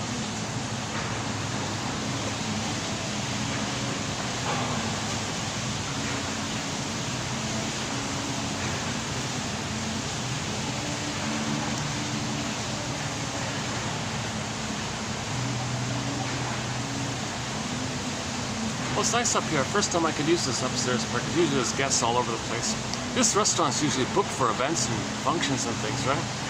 Now, on occasion, it's not being used, right? And I wouldn't use this because the guests are just below me, so I wouldn't use it here anyways. But today's a little exception, right? Yeah. And today's an interesting day to see the film. So we waited 9 years for the sequel. We didn't even know it was in the making. I thought they gave up on it. But luckily, they were quietly creating the sequel, and it's okay. It's quite okay. A little skimpy on the script, a little skimpy on the interpretation, psychoanalysis. As usual, a little too much emphasis on the special effects and the brights and all that. Oh my God, one of the most annoying thing is, my goodness, it's like I haven't seen a film in a theater in a long time, but it must have been, I didn't time it, but it was well over a half an hour, maybe even 40 minutes, I don't know, somewhere between 30 and 40 minutes of ads, previews for other films, announcements of things, more ads, another announcements, more ads. It was ridiculous, and you never knew when the film was going to start. And you could see everybody in the cinema, they're playing with their iPhone, ignoring all that stuff. Meanwhile, you're listening to booming, shocking previews for other films, right? So I said, oh my God, be kidding me. So here's a tip. If you're going to see this film, arrive a half an hour late. Jesus Christ. Skip all that obnoxious ads. Annoying, belligerent, loud, primitive. It's the same old, there's less and less message, less and less script. It's just more and more shocking, bombarding scenes like that. Infantile scripts, same old, unbelievable. The only film worth watching, from what I can tell, is Inside Out. Maybe. Yeah.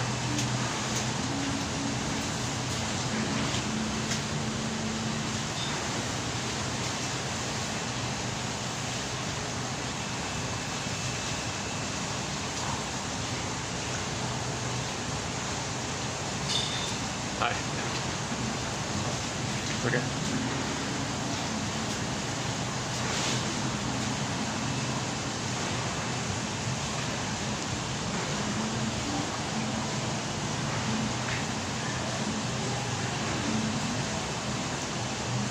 Why don't we jump into today's quote. Yeah. So once again, we have 10,000 excellent quotes from the psychoanalytic tradition.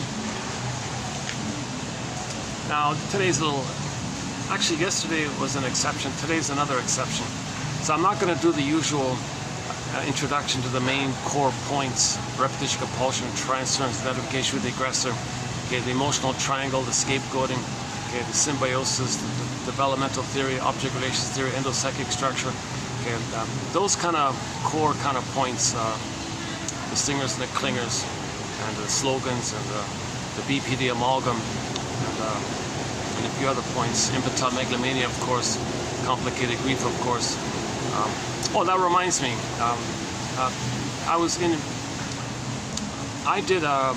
We did here in this channel 3 videos on nostalgia, prompted by somebody saying that there might be a new character introduced in the film, and he said there's going to have a sweet old grandmother called Nostalgia at the character. So I thought, well, whether that's true or not, I don't care. This is a good topic. So we did 3 very good videos on nostalgia, which I mean pathological nostalgia.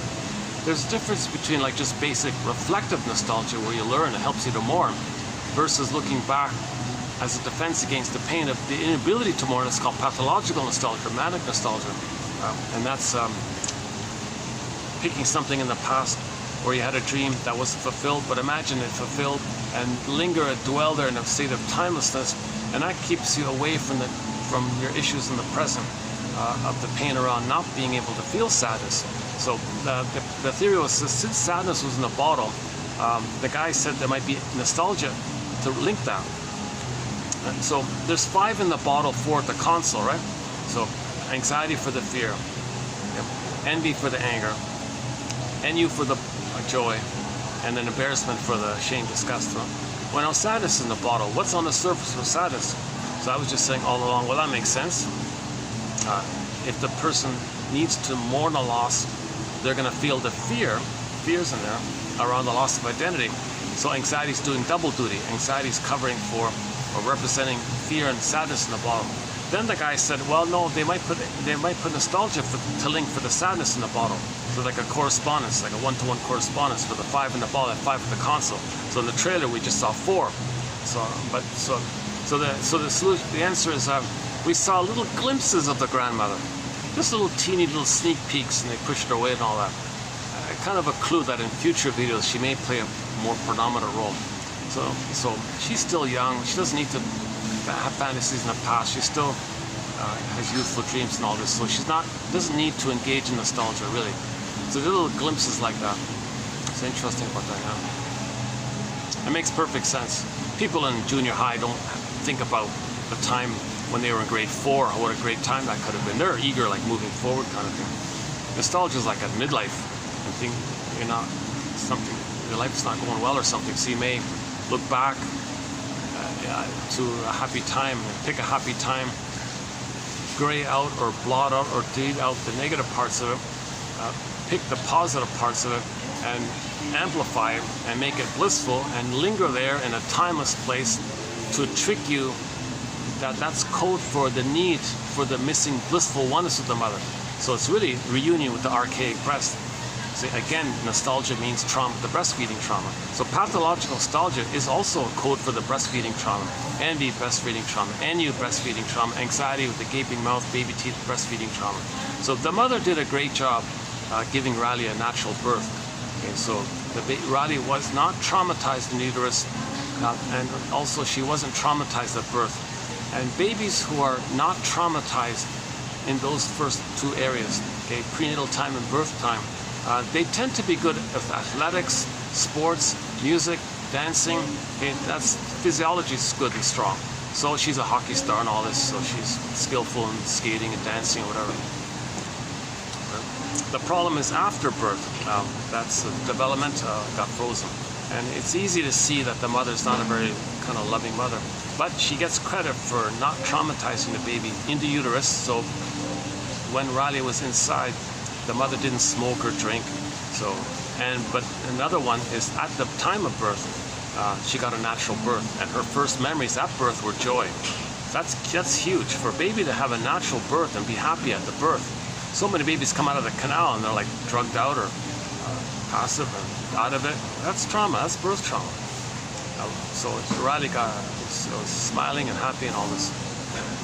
So the mother did a great job for the first 2 parts of the secure attachment style. Again, uterus time 1, birth 2, from the egg, okay, birth to 4 to 5 months 3, and then 4 to 5 months to 18 months 4, and then 18 months to 36 months 5. Those 5 stages, that's the secure attachment style. In each of those 5 stages, the baby has needs, okay, and if those needs are not met, he can freeze up. So Riley didn't freeze up in the uterus, nor did she freeze up at birth.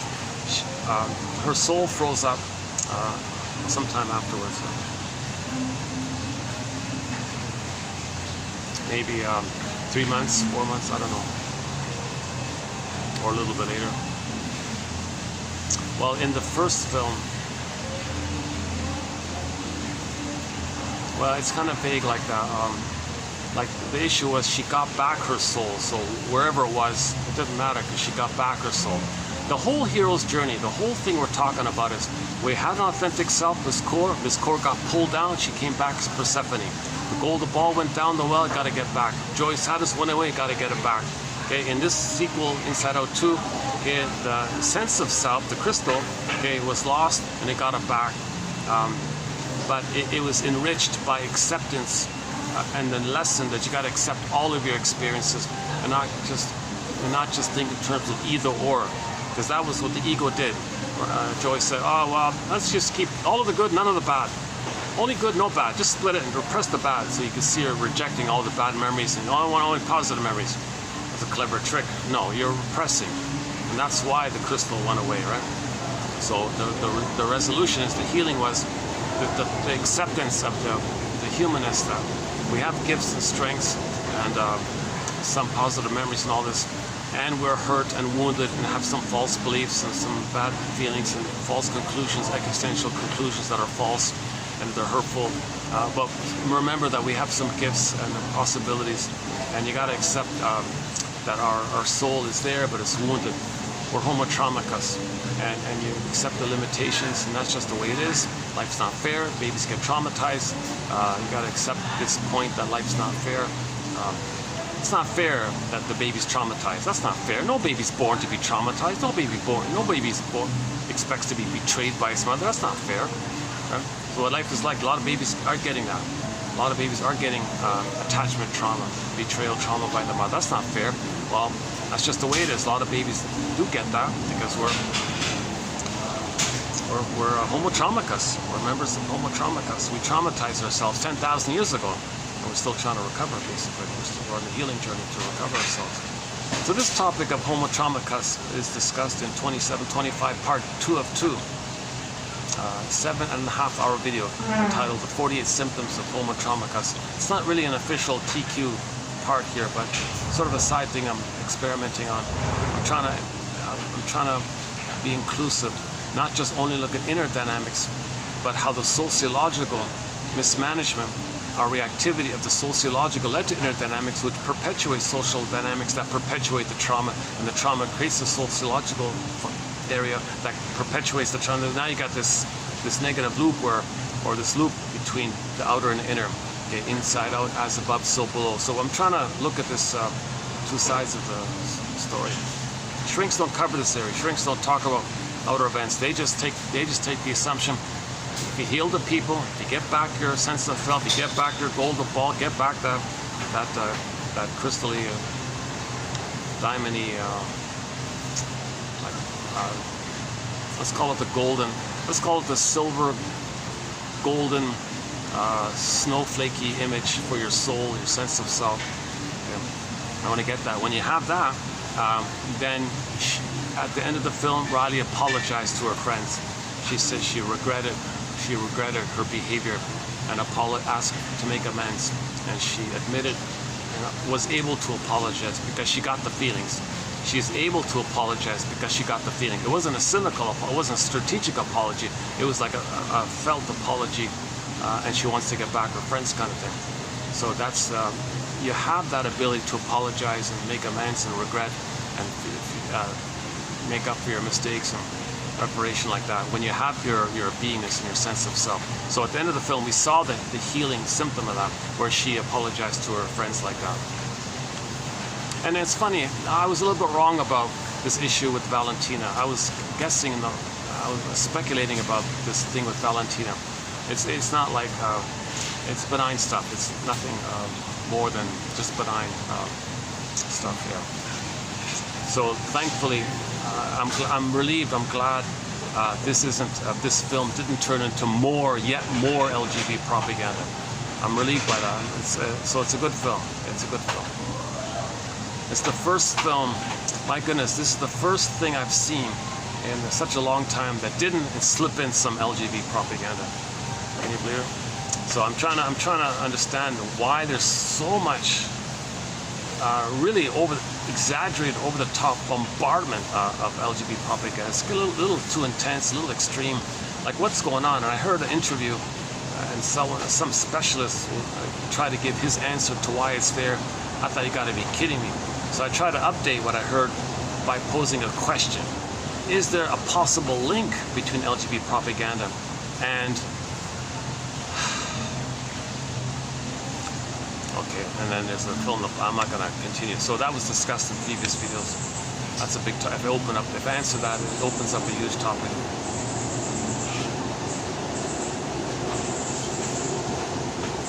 And it's just a question mark. I don't know.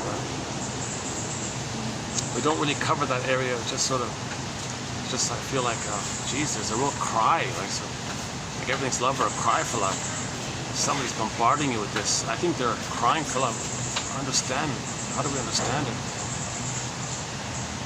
So I don't know about all of the facets or contributing factors to this area, but there's a lot of material from the psychoanalytic or psychology area to that. So traditionally the shrinks say, you know, this is some kind of psychological response to trauma, over-identification with the mother or something, or fear of the mother, so you act like her. I'm not going to touch that area. That's a huge topic. It's not a thread. We don't cover it here. We've got 60 topics on the go as it is. So maybe in the future we'll, maybe not. I don't know. Try that topic. But we do have one quote in the area that if the affection and the feelings and tenderness are all frozen like that, then the sexualization phenomena without feelings is a defense against the pain of losing your tenderness and affection. So things are sexualized to keep you away of affection and tenderness while communicating that you lost the affection and tenderness. So the person can't link affection and tenderness with the sexualization area. So the sexualization without the feelings is like this this area, this kind of area. So it can lead to people, you know, objectifying others, or it can lead to people doing the wife-mistress split, or the woman dreams about the pool boy or whatever, and she's loyal to the husband or something, but she has affairs with a secret guy or something. Like this kind of split where they can't unite it because the partner becomes the parent, incest happens, so you're free with the second person and split. The second person has no relation to your feeling to the parent, so the split mechanism like that. So the Don Juan is in there because he's only loyal to a perfect image of the mother that doesn't exist. So that's all of his feelings for that. So he's freed of the sexualization area where there's no link to the parent. So he objectifies others, and he rejects everyone because no person can be that imagined, perfect, illusionary goddess woman that's his mother. So it doesn't exist. So this whole area is very undeveloped. A lot of people talk about it.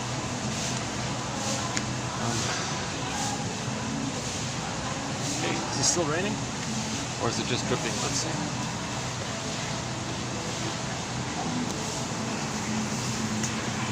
Aha. Okay, there's just some drizzle. Yeah, okay. I think maybe soon I can go back. What's over here?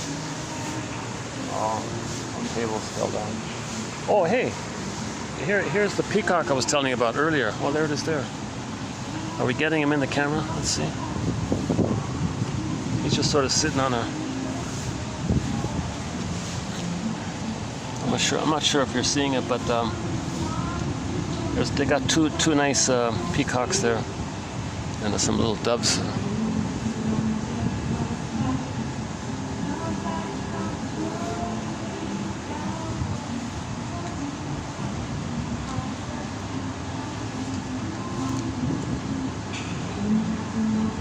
Oh, they got a little nest. Yeah, okay.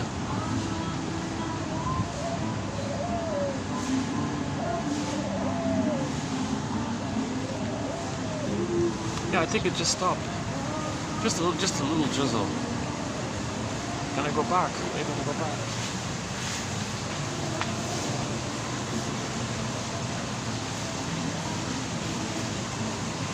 Oh my goodness, yeah, most of their, a lot of plants tipped over and things. That's quite amazing. It's such a 5-minute little thing like that can cost so much.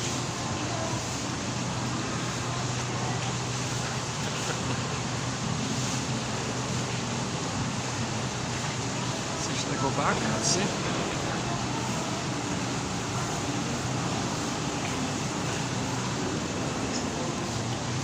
Or just maybe wrap up the video here, maybe. Let's see, it's late already, right? Let's see what time is it? 4:08, yeah.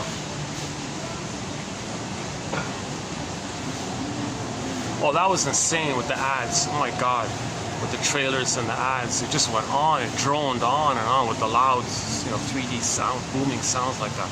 Oh my God. I was looking around at all the other people. No one was looking or listening. Everyone was trying to blot it out in some form or another. That's insane. So if you're going to see the Inside Out, at least half an hour. Arrive a half an hour late. My goodness. I didn't time it. Yeah, I didn't look at the watch yet. At least half an hour. I'm sure it's about half an hour. That's insane, eh?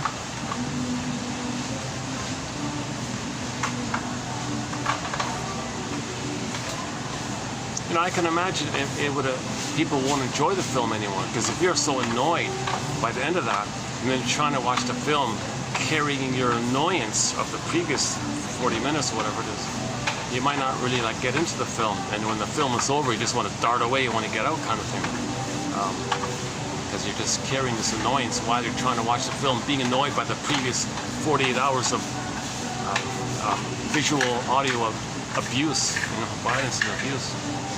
Jesus Christ, the violent imagery and all this crude, violent, patronizing, demeaning kind of stuff, a lot of it. So the people create this. Well, my mother did that to me. The way I'm making you feel, that's how I felt my mother. It's a communication, right? I was thinking about well, we're good. Let's get into today's quote. It's a good follow-up to yesterday. Yesterday is the key one, 2837 by Karen Horney, one of our mentors, Karen Horney. So this is sort of a bit of a follow-up to it. Let's yeah, maybe we can just do it here.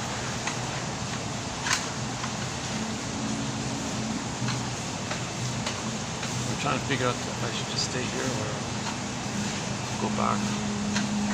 It'll be dripping, right, with all the water. The bench will be soaked.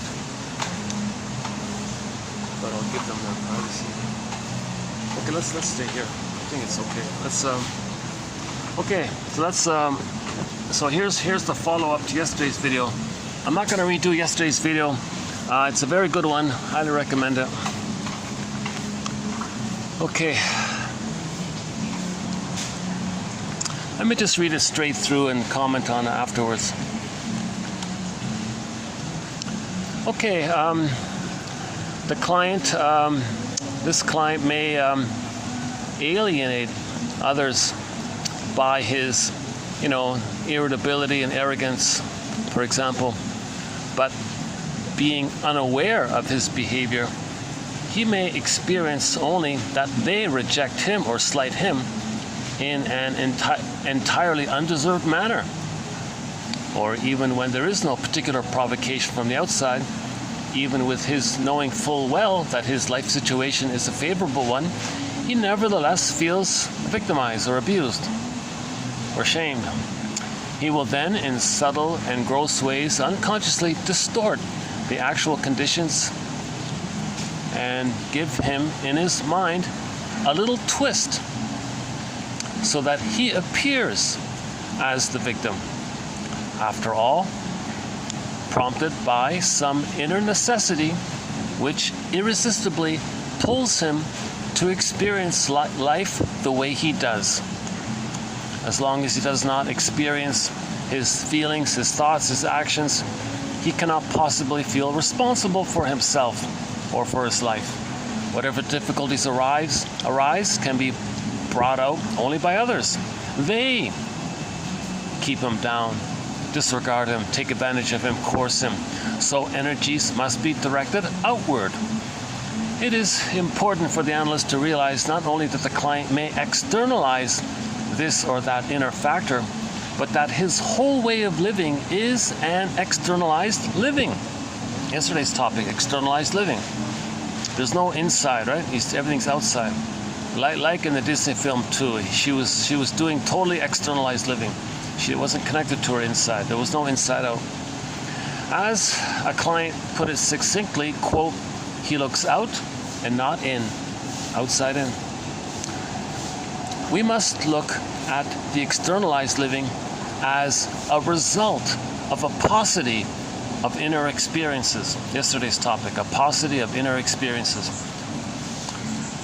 Of the loss of feeling a center of gravity in oneself, and the absence of feeling oneself as a determining factor in one's own life. Briefly, it is one of the results of the alienation from self. Alienation from self. Yeah, so when they took the crystal and zooped it away, they feel alienated from himself, his real self, his sense of self. That's so the whole journey, the whole hero's journey was to go to the back and get the sense of self. We're looking at, so the story is the hero's journey. That Disney film, Inside Out, it's the motif of the hero's journey. We lost our sense of self. They went into far unconscious to get it back, bring it to the console. So we don't want this alienation from the self. If we have this alienation from the real self, then anger's at the console. Now in the Disney film, anger was in the bottle. So you got envy at the console, and envy and anxiety mainly. Envy is also hatred. Is also anger. Envy means hatred of the good. Although they didn't show envy in that film, overtly showing hatred of the good, they did what's called counterphobia, reaction formation. She overly idolizes it, but really she hates it. But when you don't want to feel the envy, you don't want to admit the envy to yourself.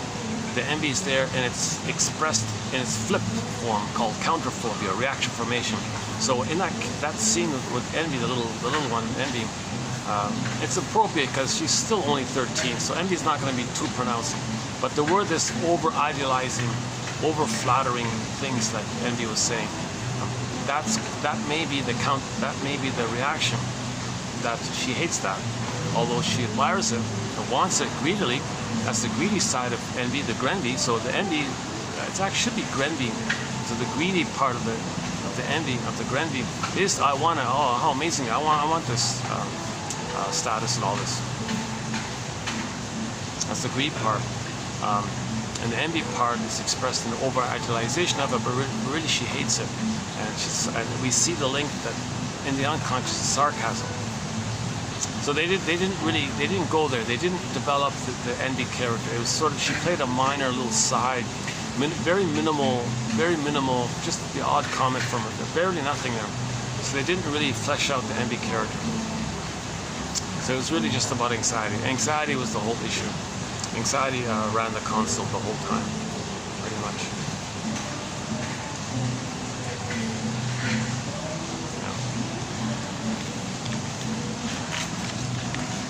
Yeah. a paucity of inner experiences, of the loss of feeling a center of gravity in oneself and the absence of feeling oneself as a determining factor in one's own life. Briefly, it is one of the results of the alienation from the real self. But it is not only a result, it also acquires a function. It becomes an effective means of preventing a person from ever facing his problems, or even from being interested in them. Right?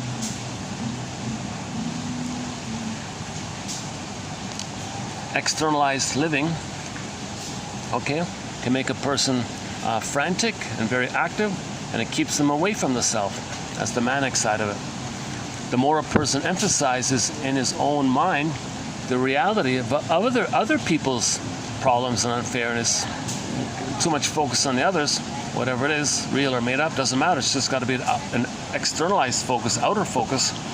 The more effectively, like the more he blames, in other words, the more effectively he can evade facing his own vulnerability, the tyranny of his own demands on himself, his own inner critic, the relentlessness of his self-criticism. Okay, the more the responsibility for self becomes meaningless in his mind. So all this blaming and outer focus is a defense against self-responsibility and so on. Oh, do they want to come in? Oh, hang on. I think they want to clean up here. Oh, okay. You need this. You need to. Hi. You're gonna go there, right? That's okay. I can switch with you. Okay. If you want, Yeah. are you okay? I can come here. Yeah. Or better yet, let me go. No, you can sit here. It's okay. It's okay. It's Well, okay. yeah. Well, it stopped raining, so why don't I just?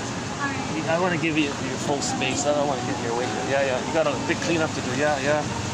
Good. Yeah, a lot of work.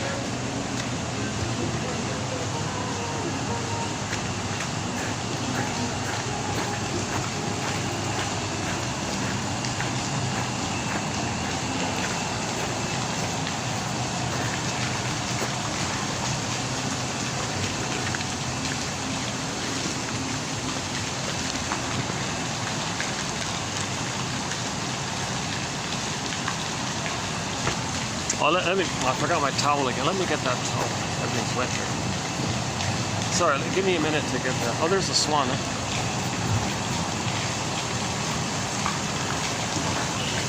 Well, how'd you make out with the storm? Oh, look at all that, yeah.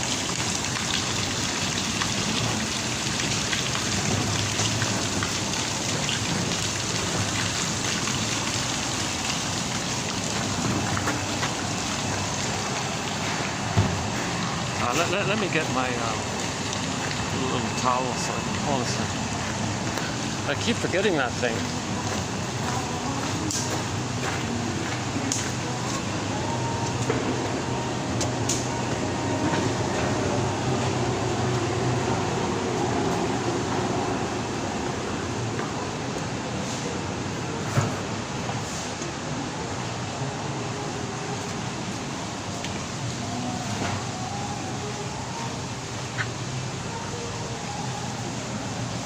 Yeah, I forgot my towel. Sorry. Yeah.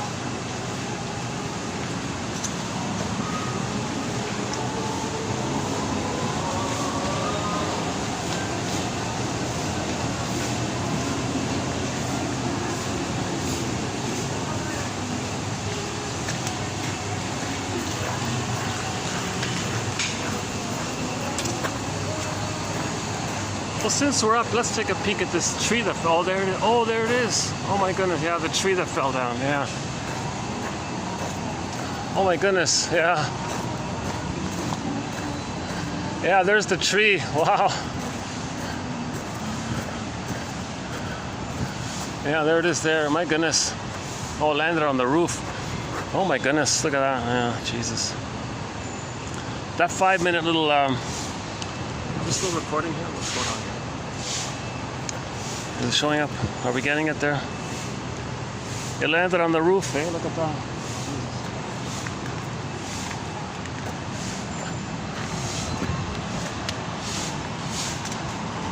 Oh my goodness. Oh, Jesus Christ. Oh, I didn't even hear it.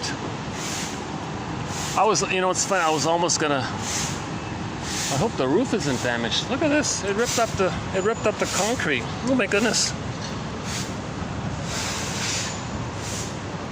Holy crap. Wow.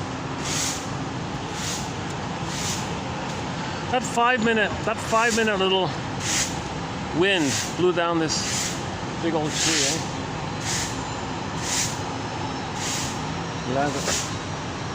Oh, it did damage the roof. Oh, yeah, partly damaged, yeah. Oh, I do see, so, yeah, there's some damage there. Oh, Jesus. Ah.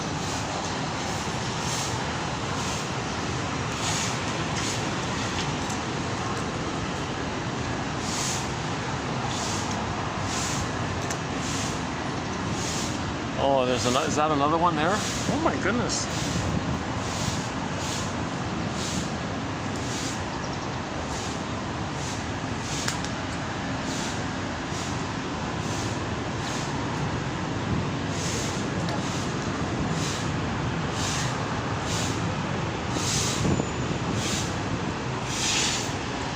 Jesus, eh? Oh my goodness.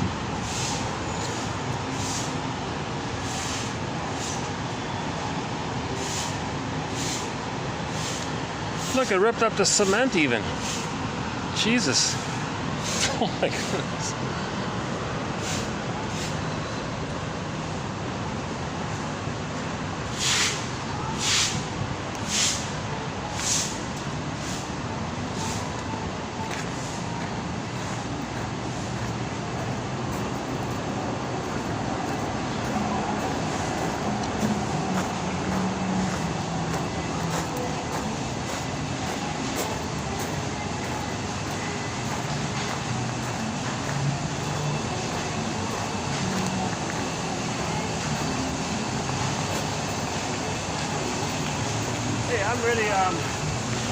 I'm really sorry for you guys. I know, we are really crying inside here. We just feel that tree is like 34 years old. Oh, thank you. Oh. Yeah. But we are having a gardener come to try to save it. Tomorrow to come. Try to pull it and we have to cut it. Let's see. Wow. Yeah, it was a big weakness. Or, well, maybe. Well, I don't know, yeah. But I usually just gotta accept it and pull it away. Yeah, I know. Is the roof damaged? Yes. The roof is damaged. Yeah, How did the it tree fell. Yeah. The house is damaged too. There's some leaking from the ground. Oh, I feel sorry. Oh, Thank you. we got Yeah, we do. Let me see. Really nice. yeah, make sure you fill in the big Yeah, I photos. try to take all the pictures we can and we record them there. You can refer them to my video to take a picture. Oh, you do have some? Okay. I just need a quick photo. Oh, okay. We may have to reach out if you need to. Okay, sure. Thank you. I'll be a witness for sure. Yeah, for sure.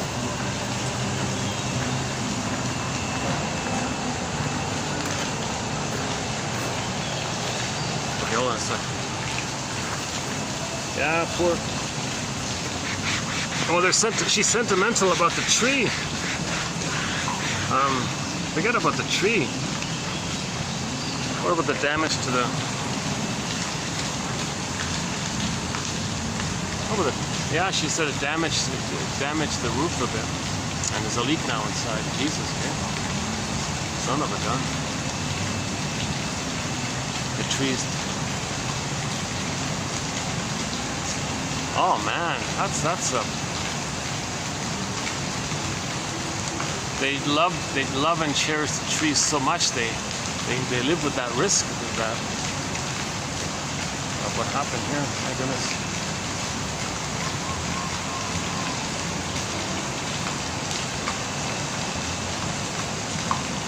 It was a strong wind for sure, but I'm surprised it would cause that much damage. Oh my goodness.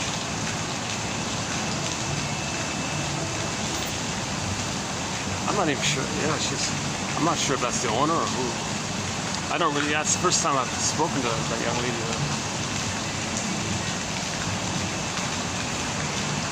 I'm not even really sure who the owner is.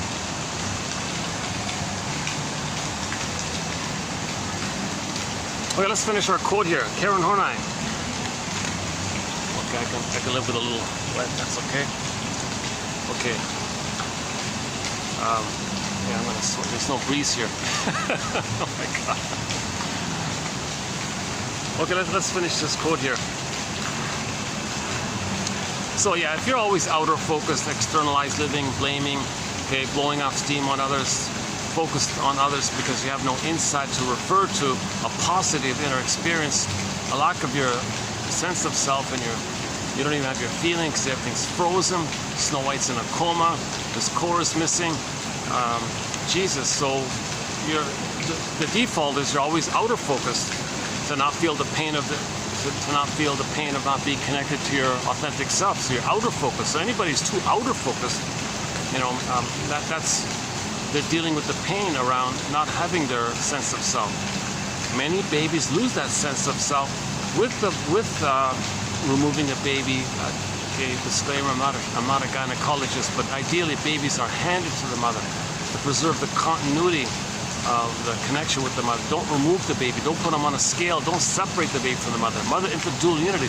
The paradise the baby has with the mother is meant to continue the first few months. So that's a clue. If somebody is overly outer focused, like if all they do is just criticize everybody and make negative jokes about everybody and look at him, look how foolish he is, and nothing about inside, and they don't even use themselves to help each other contain their feelings. They're just discharging the pain onto others like that. So if they're always scapegoating and prejudice and like this, that's a sign that they're disconnected or alienated from the real self. Now, by the way, the interesting phrase about that, Janoff makes the point that if somebody's interested in aliens, like actual aliens and all this fantasy, that's code for that the baby felt that it was alien for him to be abused by the mother. That's an alien thing. It's out of his world for that to happen. In the baby's world, the mother loves him. If the mother hurts him, he thinks that's some kind of alien kind of thing. Creates an image of the monster. He creates an image of the mother as like some kind of alien monster kind of thing. Then later on, they might have fascination with that. It's code that they have an image like that based on the trauma. So belief in aliens is code for babyhood trauma, ultimately. And plus, to boot, you feel alienated from your real feelings due to trauma to a baby being an alien thing to happen.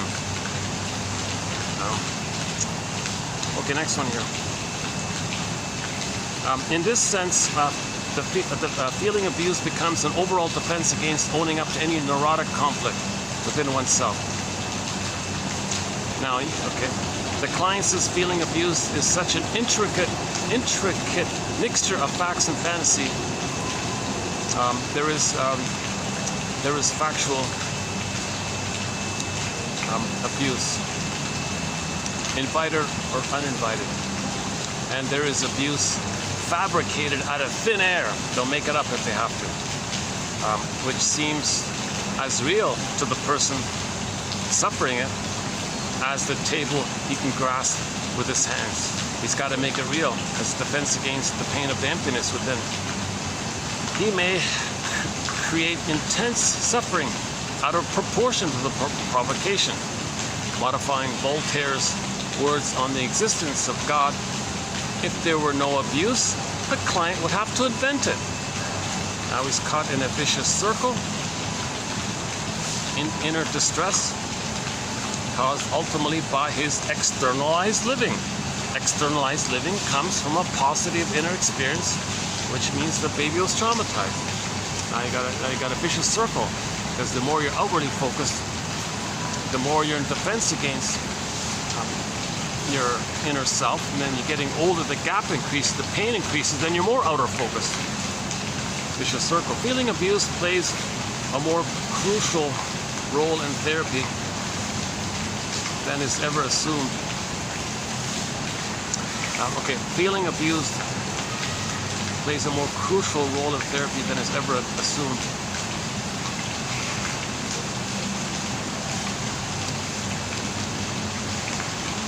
Oh yeah, okay.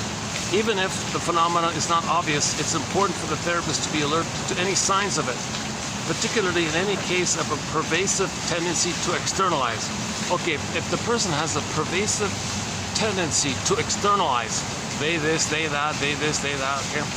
By the way, a lot of your they beliefs is code for the pain with your mother, by the way, says Jana. Or even more generally, in any case of a dearth of inner experiences because of externalized and centrifugal living. It remains necessary at the appropriate time to trace all the individual connections with intrapsychic factors. The analyst must be aware, however, that these connections cannot mean much to the client as long as he has shut himself off from his inner experiences. Yeah, so anxiety in the film, if you were trying to communicate to her, she ordered them in the she pushed them away. Just like joy joy and anxiety have a lot in common, because joy pushed away all the bad memories into the deep unconscious, just like anxiety pushed joy away. Just a continuation.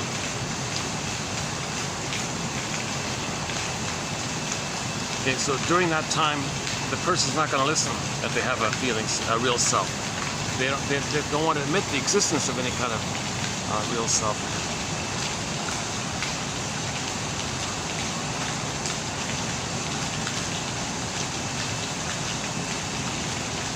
Well, they don't need me as a witness. That's pretty obvious.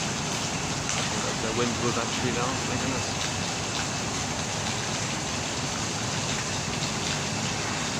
Oh, he's speeding along. Good at him, huh?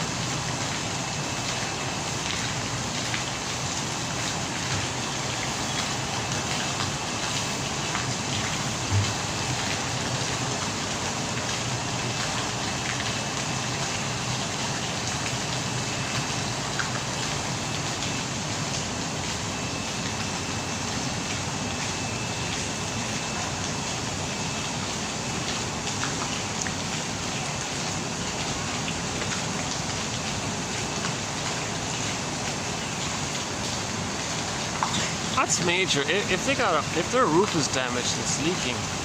Jesus Christ, that's a huge cost for these guys. I feel sorry for them. You know, they really work hard to take care of the guests. Like whenever there's a kids' party, they're all there blowing up balloons and decorating the place, trying to make it fun for them. If there's a wedding, the place is filled with flowers all over the place. They really sort of do the extra mile kind of thing. Maybe they should set up a GoFundMe page or something. I don't know what their financial. I know nothing like personal about these guys really. Yeah, I'll make that suggestion. They could set up a GoFundMe page. Oh, it doesn't work in Thailand. It doesn't work where I am now. I started this with GoFundMe. It doesn't work here. Then I moved to Buy Me a Coffee. It doesn't work here. So I just moved over to Patreon. So yeah, by the way, if somebody wants this encyclopedia of insights, the link is patreon.com/narrative medicine. Oh, got water coming in.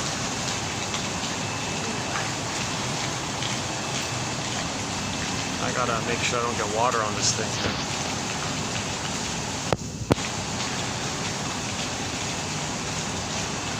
Okay, let's cover it up. Yeah, let's do this. Let me just cover it. I'll just cover, okay. Okay, is that alright? I do this?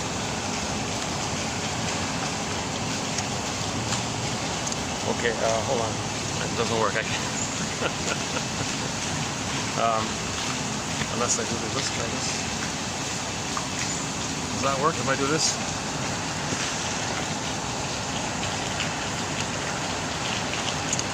Okay, as the client gradually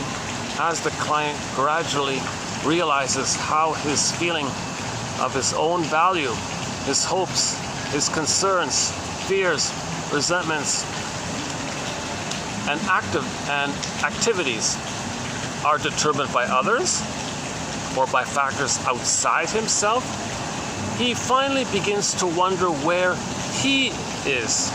He wonders how little he is being is, he wonders how little he is in his own life, how little he is the captain of his own ship. This wondering is the beginning of an interest in himself and a search for himself. This search, okay, this is the Odyssey, this is the Inside Out film as well, right? The search for the self. When we say search for yourself, we mean search for your authentic self, your real self. Okay, we're tired of the false self, the fake self. Okay, you're feeling unreal. No matter how charming or addictive it might seem, it's a sham, right? But it's a defense. It's a defense against the pain. So give yourself compassion and accept it. That's there because of the pain. So you got to accept both. Okay, it is important to see both the diversity of content, form, and individual sources, and the unity behind such diversity. Look at all the factors. So not just like in today's film, you look at all the factors and see the commonality that links everything. This unity comes into clear focus only when we lump together all the manifold expressions of feeling abused and disregard for a while their particular sources in the neurotic structure. Only when seeing the phenomenon as a whole do we realize that it is an integral part of a whole way of living one's life outside oneself. Only then do we realize that it is a person's overall defense against coming face to face with himself and his own problems. So just look at the whole mask and how the whole mask is a defense against your inner life, basically. Okay, this just sort of continue. The main part of this quote is yesterday. This sort of, I think, is not a bad little add-on to it.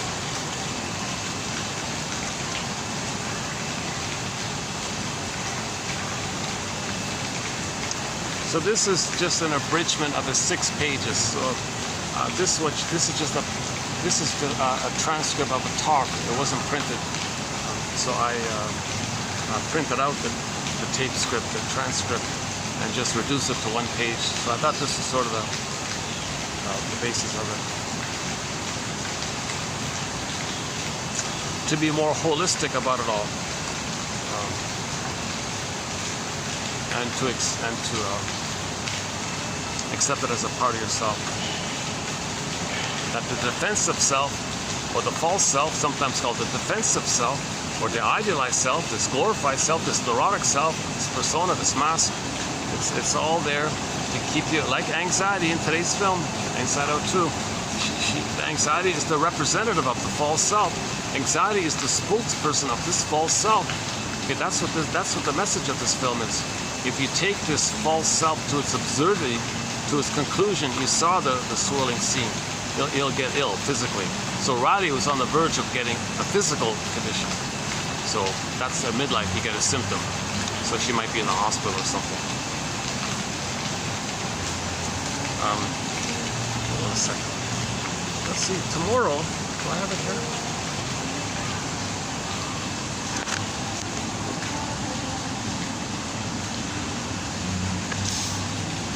Oh yeah, tomorrow, another quote from Karen Horney. It's kind of related to this. Okay, so the false self, for example, or vindictiveness, for example, or sarcasm, for example, some aspect of the false self. Okay, a simple mental experiment will elucidate the meaning of how spite or envy keeps the false self going. Think of a neurotic individual of the type described, and then imagine him stripped of every trace of vindictiveness. So her example was vindictiveness. Okay, again, vindictiveness keeps the more hidden disorders going. Okay. Vindictiveness keeps the more hidden disorders going. A simple mental experiment will elucidate the meaning of this statement.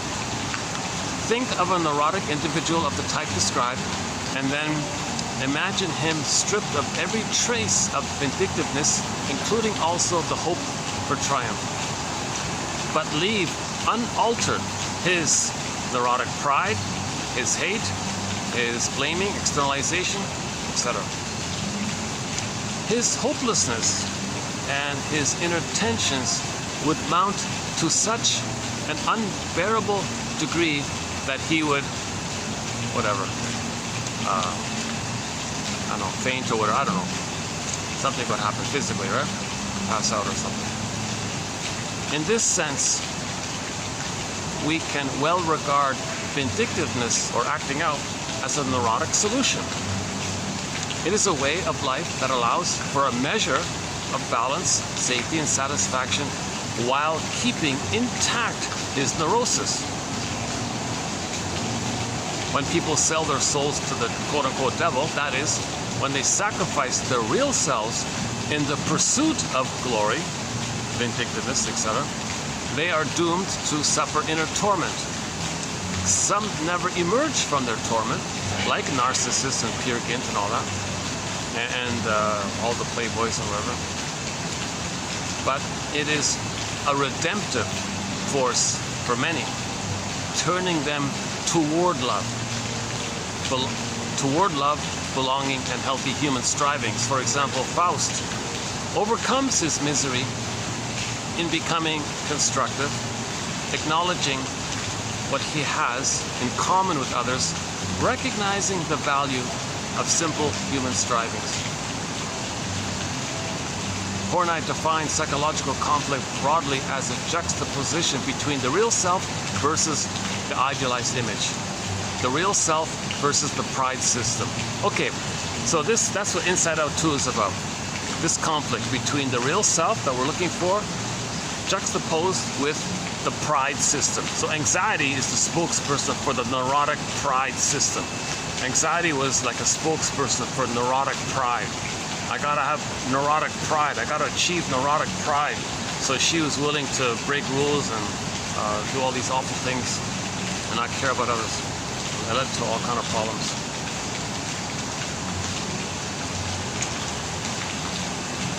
Yeah, at the climax, it's a fun scene. It pretty much saves the film. I think that scene with anxiety spinning around, that one, that saves the whole film. Yeah, I think so. Otherwise, the film was a bit of a. I don't know why they skipped out the script. A lot of films are doing this for some annoying reason. They're giving you no script and they're just bombarding you with special effects and shiny, flashy images and all this, keep you tranced and all this, and entertained, amused. You walk out feeling, gee, well, that's about that. Let's go eat or something. Let's buy a pizza. You know, you don't even want to face the feelings of being treated like that. Oh, here come the ladders.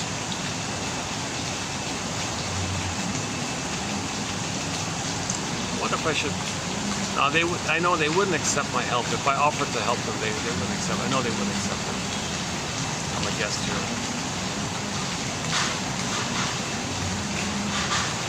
The coffee's good. Good, solid coffee. Yeah. Normal kind of price. Average, typical average kind of price. Gosh, I've been a witness to 2 tragedies at this restaurant. The first tragedy was one of the swans was aging. He was like really older, up in his years, and he passed away. And then I saw the surviving swan, his buddy there, in grief. I saw him in grief. He was doing frantic gestures. I saw him grieving. The swan was grieving. In my humble opinion, when his buddy passed away, I sincerely believe he was grieving because he had strange behavior. He was doing all these weird little things. He wasn't conscious of the loss. He's not conscious of the sadness, but his body is experiencing. So he had like I think that swan had a physiological response to the loss of his buddy. They were together for like 4 or 5 years or whatever it was. So I heard the story about that, yeah. And now here's another second. A lot of work maintaining these places, eh? My goodness. But that's a huge cost.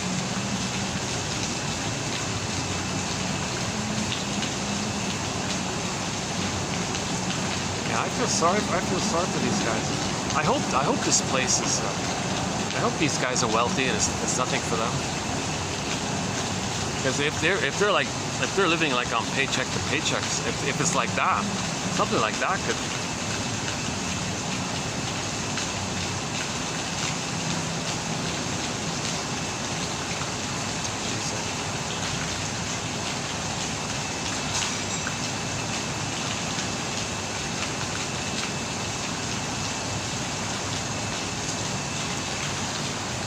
You know, it's possible that young lady I was talking to, she might be the owner. She kind of sounded like she might be the owner.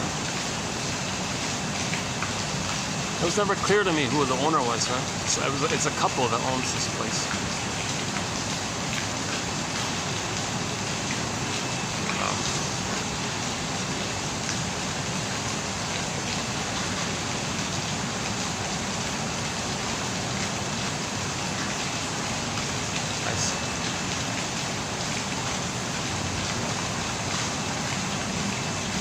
Wow.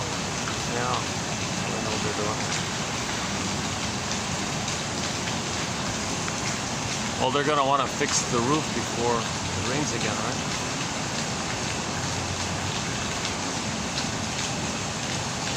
Jesus, eh?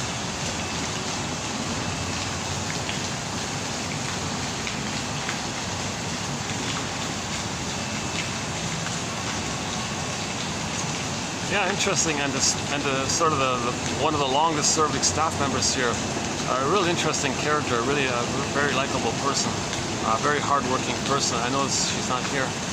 She's been with this place for ages. She's not here this time. But if she were here, she'd be the one climbing the ladder. She's a tough cookie, that one.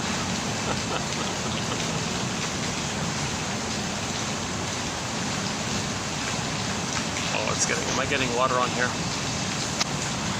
second. Okay. So in tomorrow's video, we'll do, I'll redo those two by Karen Horney. And then we're gonna do, so this is tomorrow's video, these ones here. So imagine this page times 2,000. Imagine this times 2,000. That's your encyclopedia here. So these are mostly by this Sullivan guy, yeah. Some good quotes coming up, and then following that there'll be another batch of Sullivan quotes. A solemn man, solemn. Okay, yeah, this one here. So that's the next two. That's the next two. So tomorrow will be these, okay, and then the day after will be these. So they're good solid quotes. It comes from his sort of like 101 psychology, like psychoanalysis 101 kind of a dictionary type of thing. I just found it, never knew it existed. I thought I came across all the dictionaries. It's amazing how we're finding these things. Oh, it's raining again. Why don't I just wrap it? Yeah, let's just wrap it up here.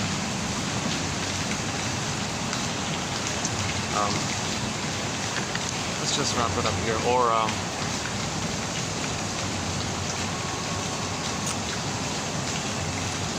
or go next door, go to the hotel. See, what time is it? It's almost 5. I've got about an hour and a half of light left. I could just keep rambling.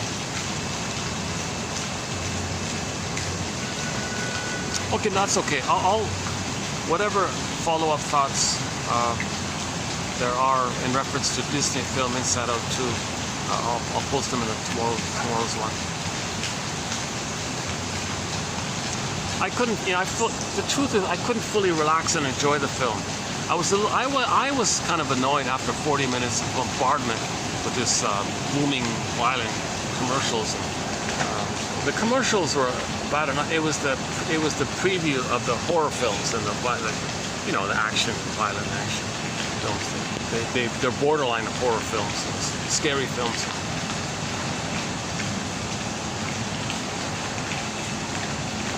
And they mixed it in with some kids kind of films as well. Huh? Jesus Christ. Poor kids gotta watch that stuff. Yeah, I don't recommend, if you're gonna bring a kid, come a half hour late. Yeah, don't expose your little kid to 40 minutes of that kind of abuse.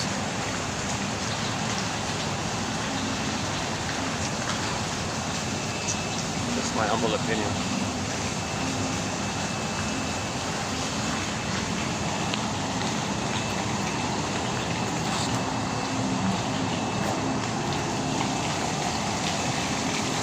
Another glimpse of the swan here.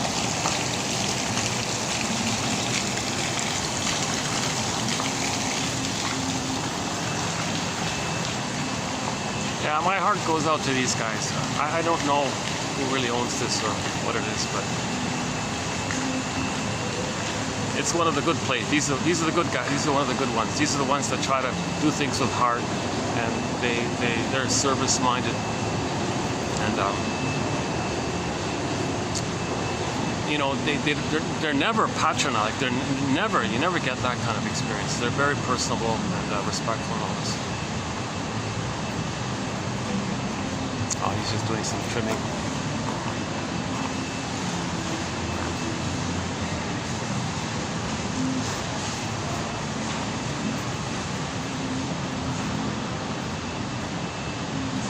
Jesus, eh? It just ripped up the roots. The tree bent over and it pulled the roots, pulling up the cement. So the cement couldn't even hold down the tree, right? Like it's too bad they didn't have like harder cement. She said she wants to save the tree somehow. I don't know. If the soil isn't strong enough. Maybe the soil's.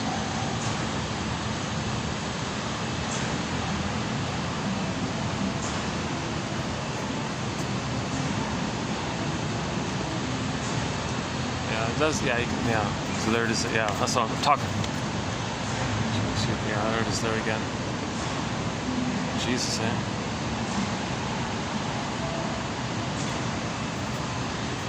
Nice to see. Sad to see a good place being damaged.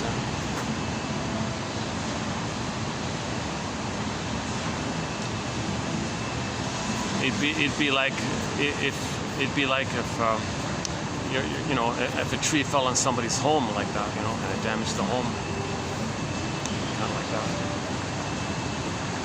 You know, this in a way I have a slight homey feeling here, because I come here. Whenever I'm feeling like I want to, as I mentioned at the beginning of the film, if I'm feeling a little tired of something, I don't want to brave the mall or the park like the other park. I'll come here for a little bit of a relaxed feeling. Right?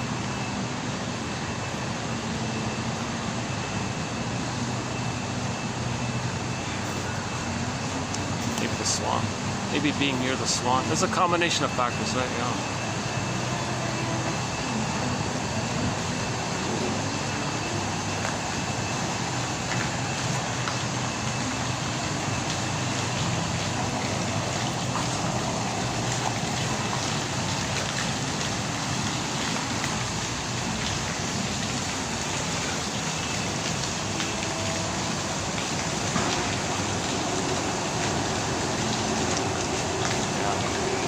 I'm going to have a delayed response to my sad feeling for these guys. I'll have a slightly delayed response. I'm a little numb to it, really. I'm not letting it sink in, kind of thing, because I'm filming, talking to you. But when I walk home, I'll feel kind of sad for these guys.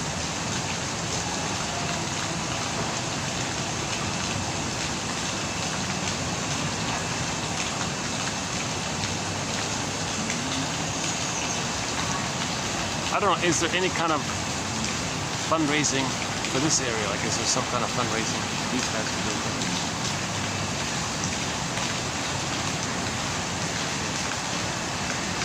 Well, speaking of fundraising, yeah, I'm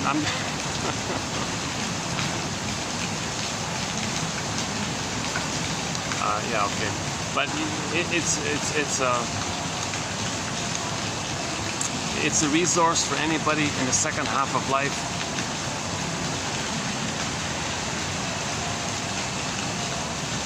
I'm looking at one of these little birds. I don't know if I can get them on that film. One of the black. Oh, there's another one there.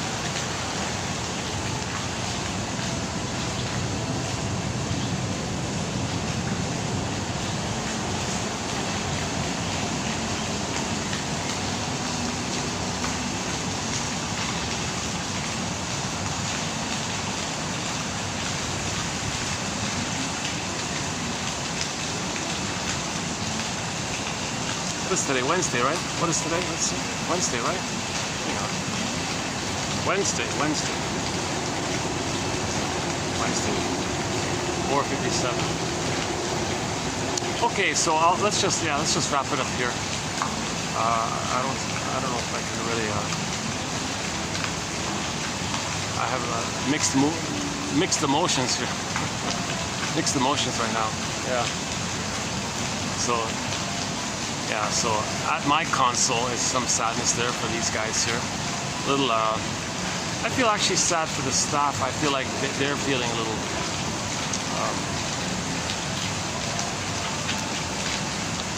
Like this is your place got damaged. How do you feel when something that's important to you got damaged? So I feel a little. I can see a little sadness in some of the staff here. It's a sad day for the staff. Yeah.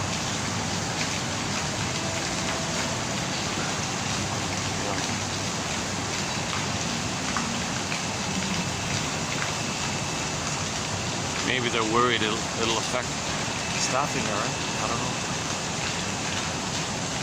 Okay, let's wrap this video up here. Okay, so this concludes three videos on the work of Karen Horney towards the end of her life, in reference to some of the talks she gave, which thankfully somebody has a transcript. This transcript of these final talks is in a book called The Unknown Karen Horney. A very good book, Unknown Karen Horney. In that unknown book, you got the vindictiveness essay and the three that we covered here. So we covered three here, plus just a little bit from the. I covered that vindictiveness essay of hers about 3 years ago. So I already covered that one. So we have 4 of her essays, like a summary, a bridge discussion of 4 of her essays, or talks or whatever. That's not including quotes from her classic books. Our Inner Conflict, excellent book. Neurosis of Human Growth, excellent book. New Ways in Psychoanalysis, good book. Her first book is called The Neurotic Personality of Our Age, or something like that.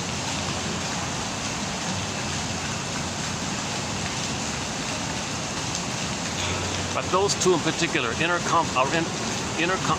Conflicts, and the last one, Neurosis and Human Growth, 2 excellent books of hers. If you go to her Wikipedia page at the bottom there, is the links part, whatever. There's a link to an audio of her speaking back in the 40s or whatever, late 40s or early 50s. There's an audio of her talking about transference love. Actually, that talk, there's a transcript of it in the Unknown Karen Horney book as well, I think.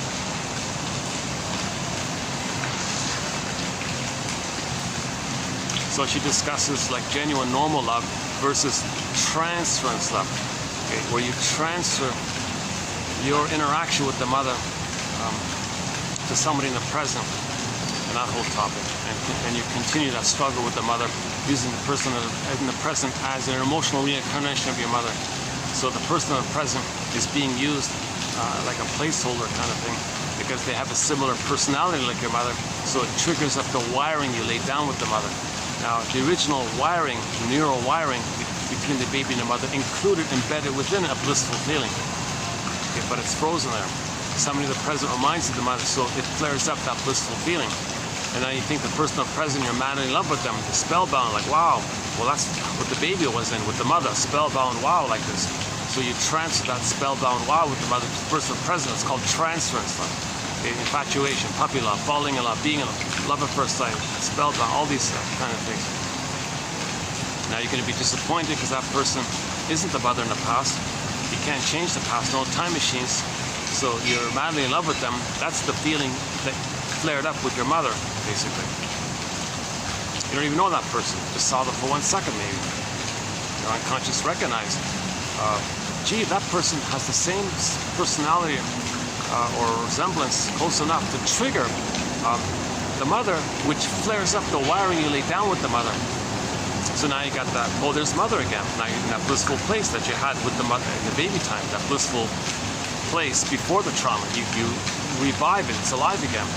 Now you say, please, invent, I love you, you're perfect, now change, please. Be the good mother instead of the painful mother. Correct, take us back in a time machine and give me what I needed properly, and then come back to the present. Can you do that, please? No, of course not. And you're angry at them. Well, no, that's for you to know that you were angry at the mother. You created all this to know your original feelings with the mother. So that you're trying to get your story. You're trying to get your story. So Morton Keesem, we did, the linked song is, the Doobie Brothers, a song called What a Fool Believes, done about 1.5 years ago. If you look up, I think the easiest way to find it is on the copy page. I do have a link to it. You can find it there, or type in What a Fool Believes, and maybe it'll show up that way. Or just type in transference love in the postal copy. We did a 5-video special project on that transference love topic. Excellent material. We just completed 3 on Horneye, 3 on nostalgia, pathological nostalgia. 3 on anxiety, actually. 26 on the work of Arthur Janoff, interesting one.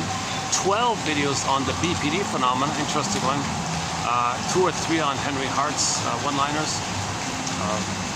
3 videos on this term called abreaction, to clarify that term.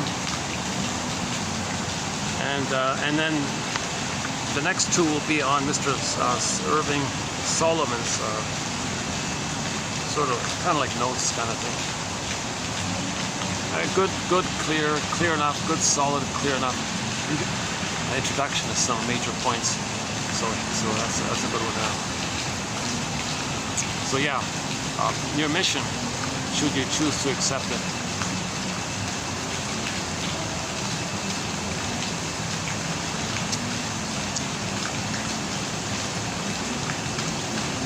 Is to watch those 2 films, Inside Out. To watch the 2 films, the original and the sequel.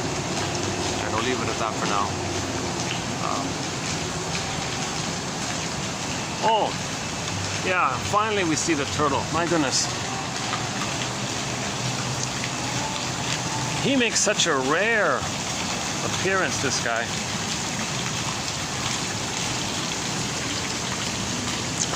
Are we getting him in there? He's sort of halfway on the cement there. Just in front of the swan's beak. If you can see a black sort of circular thing on the cement, that's the turtle. He's sort of undecided whether to walk forward or go back in the water. I'm not sure.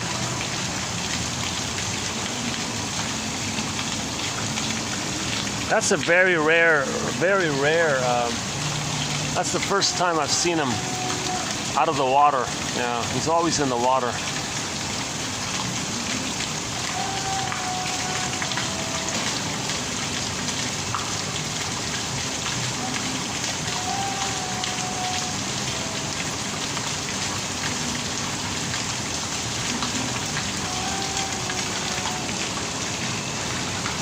Looks delicious. Turtle soup, huh?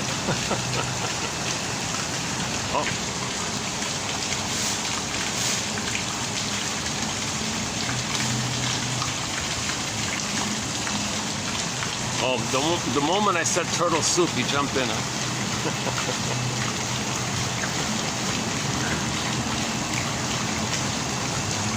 I've never had turtle soup. What am I talking about? Okay, let's wrap it up here. A part of me wants to just go for a walk with you and all this, but I feel like I want to linger around to see if I can help or something.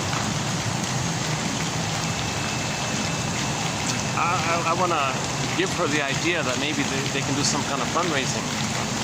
They thought about it.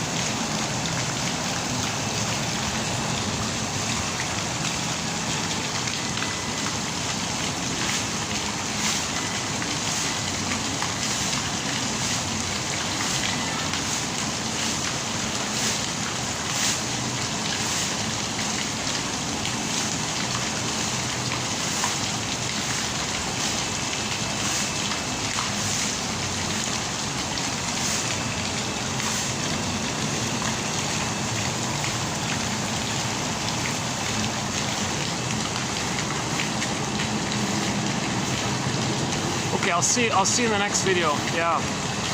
We'll in the next video yeah. I'll probably add a few more comments on this new Inside Out, this film entitled Inside Out 2. Hopefully there'll be a 3 and a 4 and a 5. Hopefully they'll add more script, a little more. Let's not be too skimpy on the dialogue here. They made it really simple. Yes, a key message. A very good message. If you get one thing out of that film, anxiety doesn't have to define who you are. Anxiety doesn't have to define who you are. Something like that. Oh, jeez, is that how? I said it right the first time. I don't know if I said it right this time. So the gist of it is, if you feel anxiety, tell yourself, wait a minute, this anxiety doesn't have to be related to my false self. My anxiety is trying to deal with some past trauma. Well, the real self, oh, look at that. Look at Bunny. Oh, Bunny got loose. Oh, he escaped. Oh, this little bunny escaped. Maybe I can do one thing for these guys and save the bunny, huh?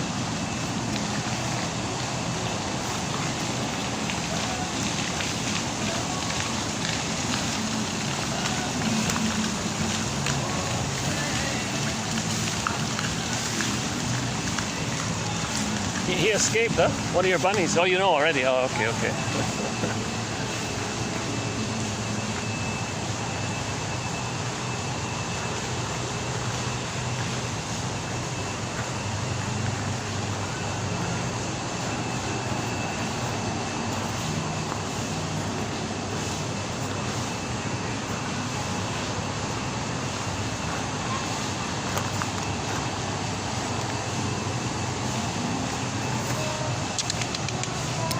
How do you call a rabbit?